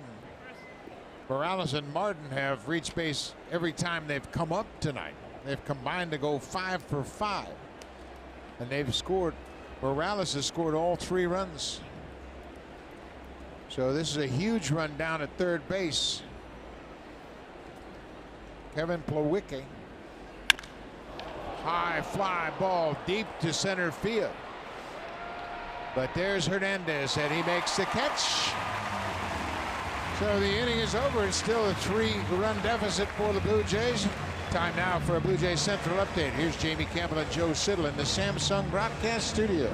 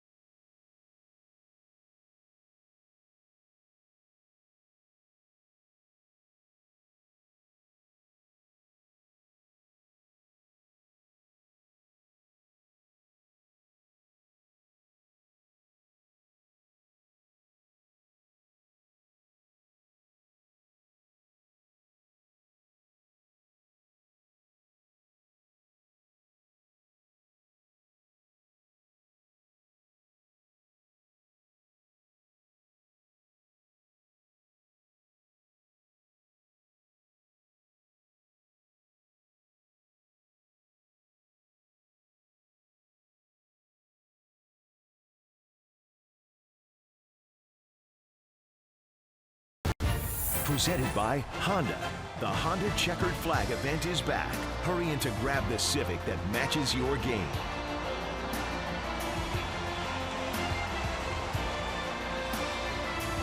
We move to the bottom of the 8th inning. Buck Martinez along with Pat Tabler and Arash Madani here at Rogers Center. 6-3. Mets lead it. And here's the veteran lefty, Jerry Blevins. Blevins was up last night, but didn't get into the game. Looked like he was going to be ready to face Curtis Granderson. They didn't bring him into the game, but he's in tonight in the 8th inning. 1-1 in 34 games with an ERA of 4.95. He's got some arm side run to that fastball. It's about 92 miles an hour and a slow curveball and a changeup. Not one of those lefties that blow the ball by you, but he's very smart. He knows how to pitch. He's been in the big leagues a long time. Blevins has pitched for the Athletics, the Nationals, and the Mets. He first showed up in the big leagues in 2007. This is his 4th season with the Mets, and he's pitched very well for them. He has a 12-3 record while pitching in New York. There's a drive deep to left field, and that ball is foul off the bat of Justin Smoak. You and I were talking in between innings, and how many times have we seen managers bring in left-handers to pitch to Smoak and Morales? To turn them around. And if you look at the numbers, they are hitting for a higher average from the right side.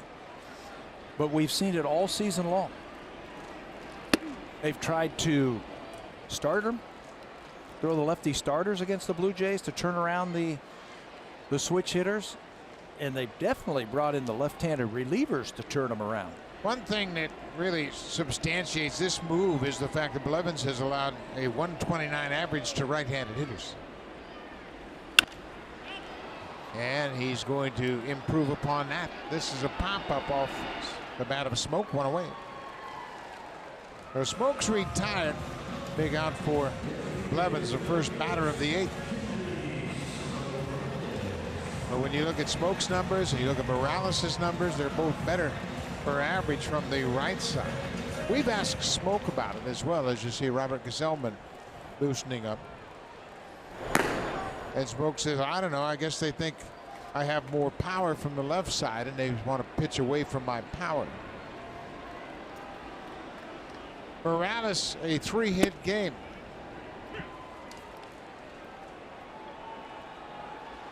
Kendrick has had a lot of at-bats against Blevins, and once again, Mickey Callaway sees the numbers. He's just 2 for 12 against Blevins. And he's quickly behind 0-2. Well, he must know something about Blevins because he's taken 2 pretty good fastballs right there. How about that? He needs a triple for the cycle, and he has 6 career triples.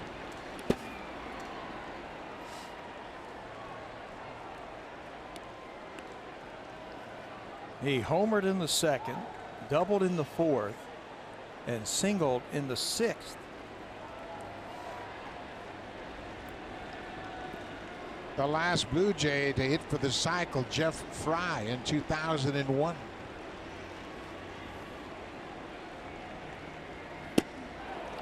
He strikes out on a slow breaking ball. Let's check in with Arash Madani.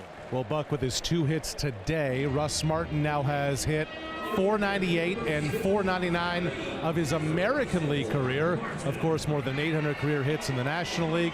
Martin now 1 hit away from number 500 in the AL. Well, that's an impressive plateau for sure. Another milestone. Just 1 hit away from 500 American League hits for Russ Martin.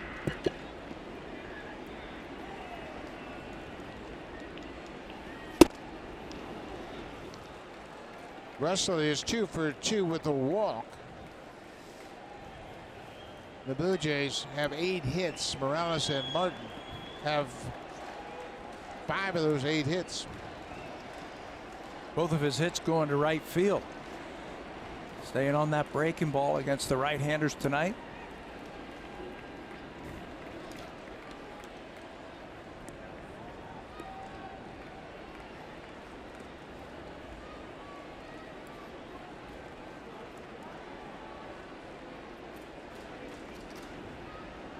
Kevin Pillar did not start in this game tonight. One of the rare off days for Pillar, with off day tomorrow. He'll be well rested for the 3-game series against the Yankees.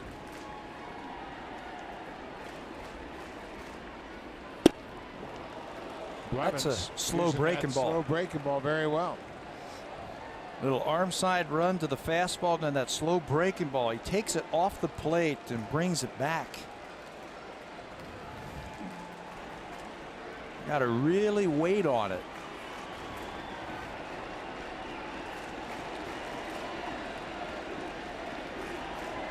One and two. Ground ball up the middle, and there it is.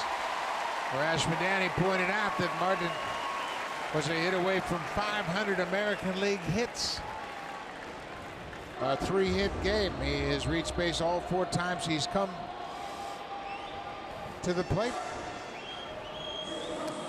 So Mickey Callaway will make a pitching change here. Blevins gets Smoke and Morales, and then Martin gets a 2-out single, and that'll be it for the veteran lefty. Robert Gsellman will come into the ball game. He gave up the 3-run home run to Solarte last night.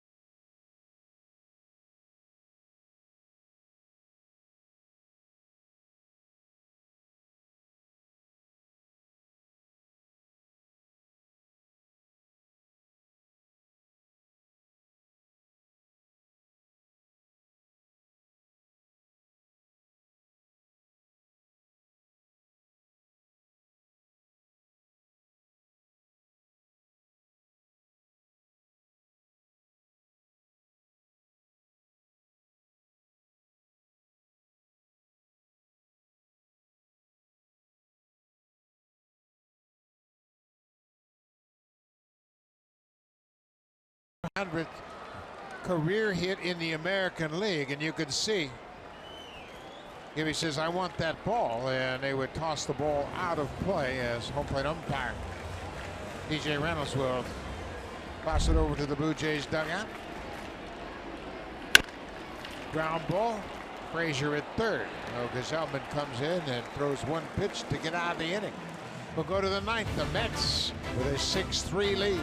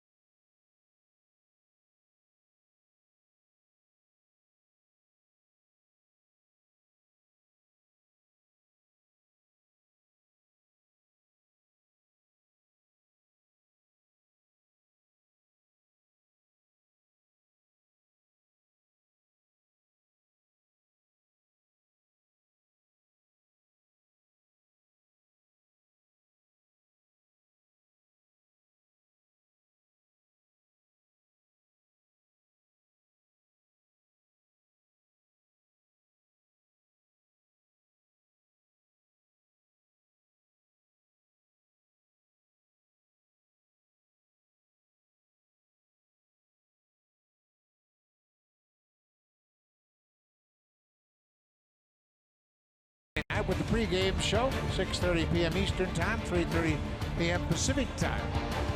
Justin Smoke and the Blue Jays will take on the Yankees, who played this afternoon. And the Yankees beat the Braves 6-2 in New York. They have an off day tomorrow as well. So it'll be a 3-game series. Sonny Gray will open up on Friday night against Sam Gaviglio, first of 3, and then Saturday a pitching matchup that you wait for. Luis Severino against Jay Happ. The two best pitchers on their respective teams. Jay Happ going for his 11th win of the season. Ryan Borucki will get a chance to face the Yankees for the first time on Sunday. What a great test that'll be for that young man. I got a feeling it won't cause him to be intimidated by any means. He pitched against the Astros in his major league debut. And he was great. And then he gets the Yankees, and then if everything lines up, he'll pitch in one of those games in Boston. Hey, you're in the big leagues. You're in the American League East. It's not easy. Some good teams. Rainer Cruz throws a ball to Jose Reyes. Reyes is 0 for 3 with a strikeout. Cruz gave up a leadoff double on the first pitch he threw to Wilmer Flores, and then retired the next 3 in order.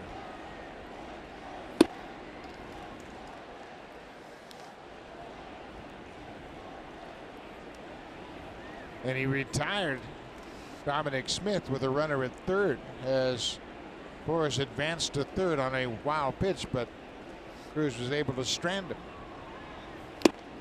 Yeah, short fly ball to left field. Then the next batter sent a long fly ball to left field. If those are reversed, the Mets would have another run easily. But Cruz buckled down. He got the strikeout of Frazier. That was the big one, I thought, after the double. The strikeout. Reyes strikes out for a second time tonight. 1 away. He got some run on that fastball. 2-seam variety. Ball moves away. Jose Reyes can't reach that one.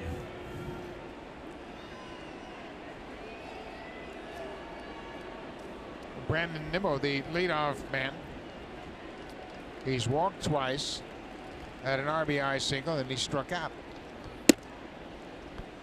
You know, the Mets, they were thought to be a contender in the National League East. They got off to a 12-2 start, but they find themselves 15 games back of the front-running Atlanta Braves.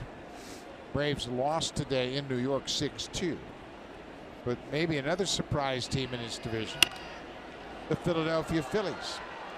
The Phillies entered play today 2.5 back of the Braves, and the Phillies won 4-1 over the Orioles. Aaron Nola improved to 11-2. He's an all-star. You know who the surprise team in that division is, though? Washington. Surprisingly bad. Surprising that they're under 500, and they got shut out again. 9 shutouts now. Boston beat the Nationals 3-0 today, and Boston improves to 23-5 in interleague play over the last 2 seasons. They've been wearing out the National League.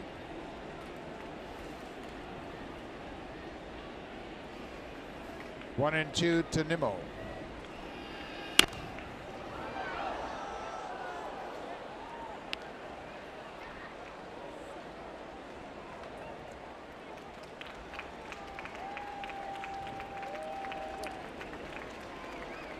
Marcus Stroman started this ball game. He was charged with 6 earned runs on 6 hits over 4 2/3.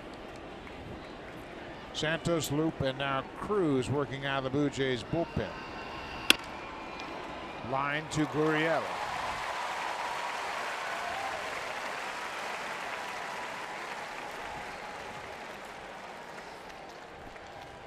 Right fielder number 11, Jose Bautista.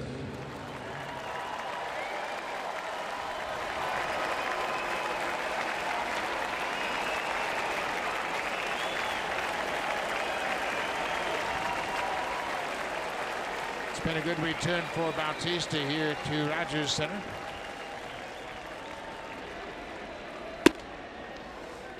And an RBI single in the 5th off of Marcus Stroman. I think the fans are anticipating that this might be his last at bat in this ballpark. I don't know what the future holds.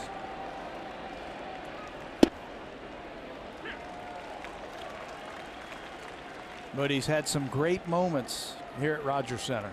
Some of the best ever provided by Jose Bautista.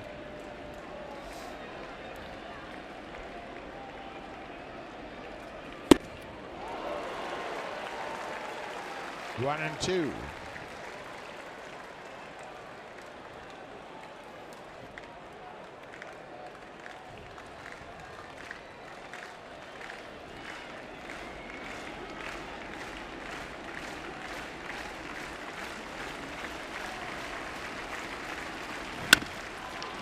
Ground ball. Gurriel throws him out. So Jose Bautista, certainly this will be his last game at Rogers Center this season. What a career he had with the Blue Jays.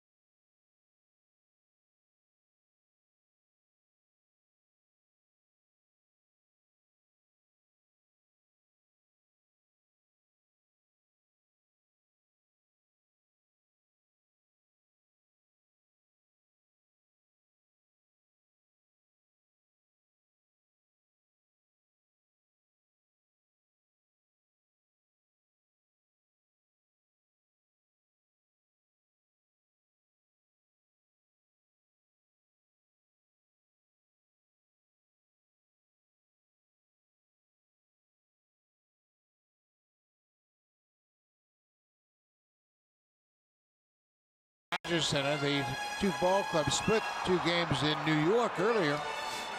They lead at 6-3. And they'll bring in Familia, their closer. Joyce Familia, his 35th appearance. He's been on the disabled list for 10 days. That was at the beginning of June with a sore right shoulder. He's had 4 blown saves and 4 losses. Last time out, he got back in the save column with a very good inning. That was at Miami, but before that he didn't record it out at Pittsburgh.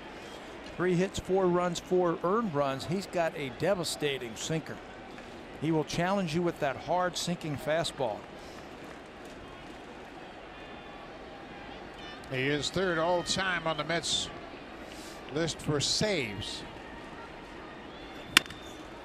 Gurriel goes after the first pitch. Reyes has it in time at first.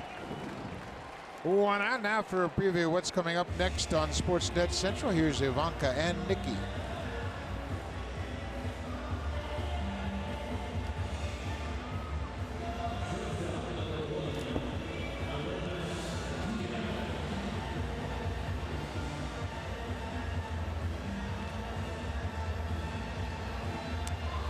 Thank you very much, ladies. That's all coming up right after this game, so make sure you stay tuned for all of the latest news. Aledmus Diaz, he is 0 for 3 so far tonight.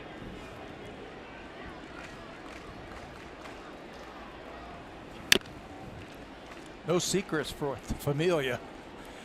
It's a hard sinker. Tough to get that ball in the air against him. Those 15 saves that he has, tied for 10th most in the National League. And he missed 10 games. 10 days when he was on the disabled list with that shoulder problem. 96 with a lot of late movement.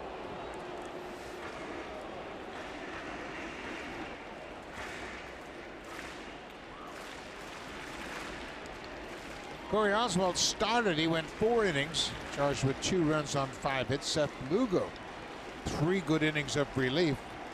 He allowed a run on 1 hit. Then Jerry Blevins came in, got 2 outs, gave up a hit, and had a strikeout. Robert Gazelman threw 1 pitch and got an out, and now Familia.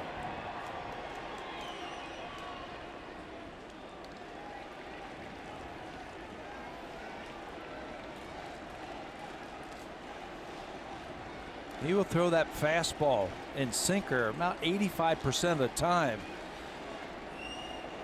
The other time, nice little slider, maybe a little split change. Looks like they're going to throw that fastball again. 97, but low. Blue Jays will have an off day tomorrow before they pick things up on Friday night when the New York Yankees are in town.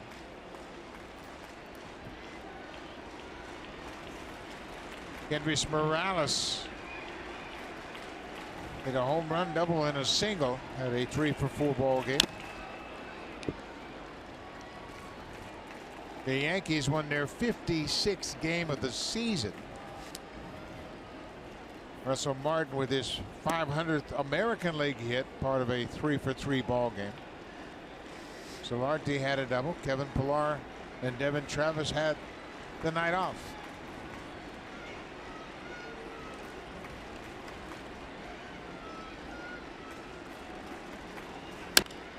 Another sinker. This is a fair ball. Big hop for Frazier. Diaz is 0 for 4. Top Frazier has made some nice plays at third base tonight. He's been very busy. He made that one backhanded stab and got the out at second base. That was a pretty play. Also caught a line drive. Very busy over at third tonight. And he chipped in with a big home run, a 2-run home run in the 5-run 5th inning. He also had a single. So Blue Jays are down to their final out. Curtis Granderson has gone 0 for 4.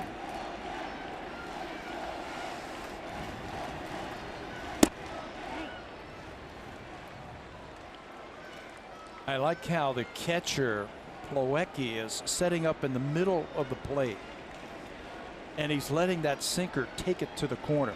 He's not trying to set up on the corner. He's setting up in the middle of the plate and letting that hard running fastball take it wherever. There is a large contingent of Mets fans up in the upper deck here, and they've had quite a night tonight. They've had a lot to cheer about. That's a pretty big group that has made their way to Rogers Center.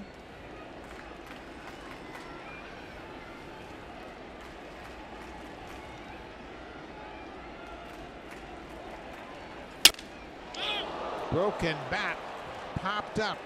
Frazier waiting at short makes the catch, and that's the ball game. The Mets win it 6-3. The two teams split the 2-game series here at Rogers Center. Good pitching for the Mets tonight. 4 for Oswald, Lugo 3, Blevins, Gazelman, and Familia finishing it up. Mets hit another home run. That was the big one by Frazier. But these 2 games were about the return of Jose Bautista as he finishes up his probably his playing career in this ballpark. Jose Bautista had an RBI single tonight, and he had a nice welcome back to Rogers Center after 10 great seasons with the Blue Jays. Thanks for watching, folks. Stay tuned. Here's Sportsnet Central.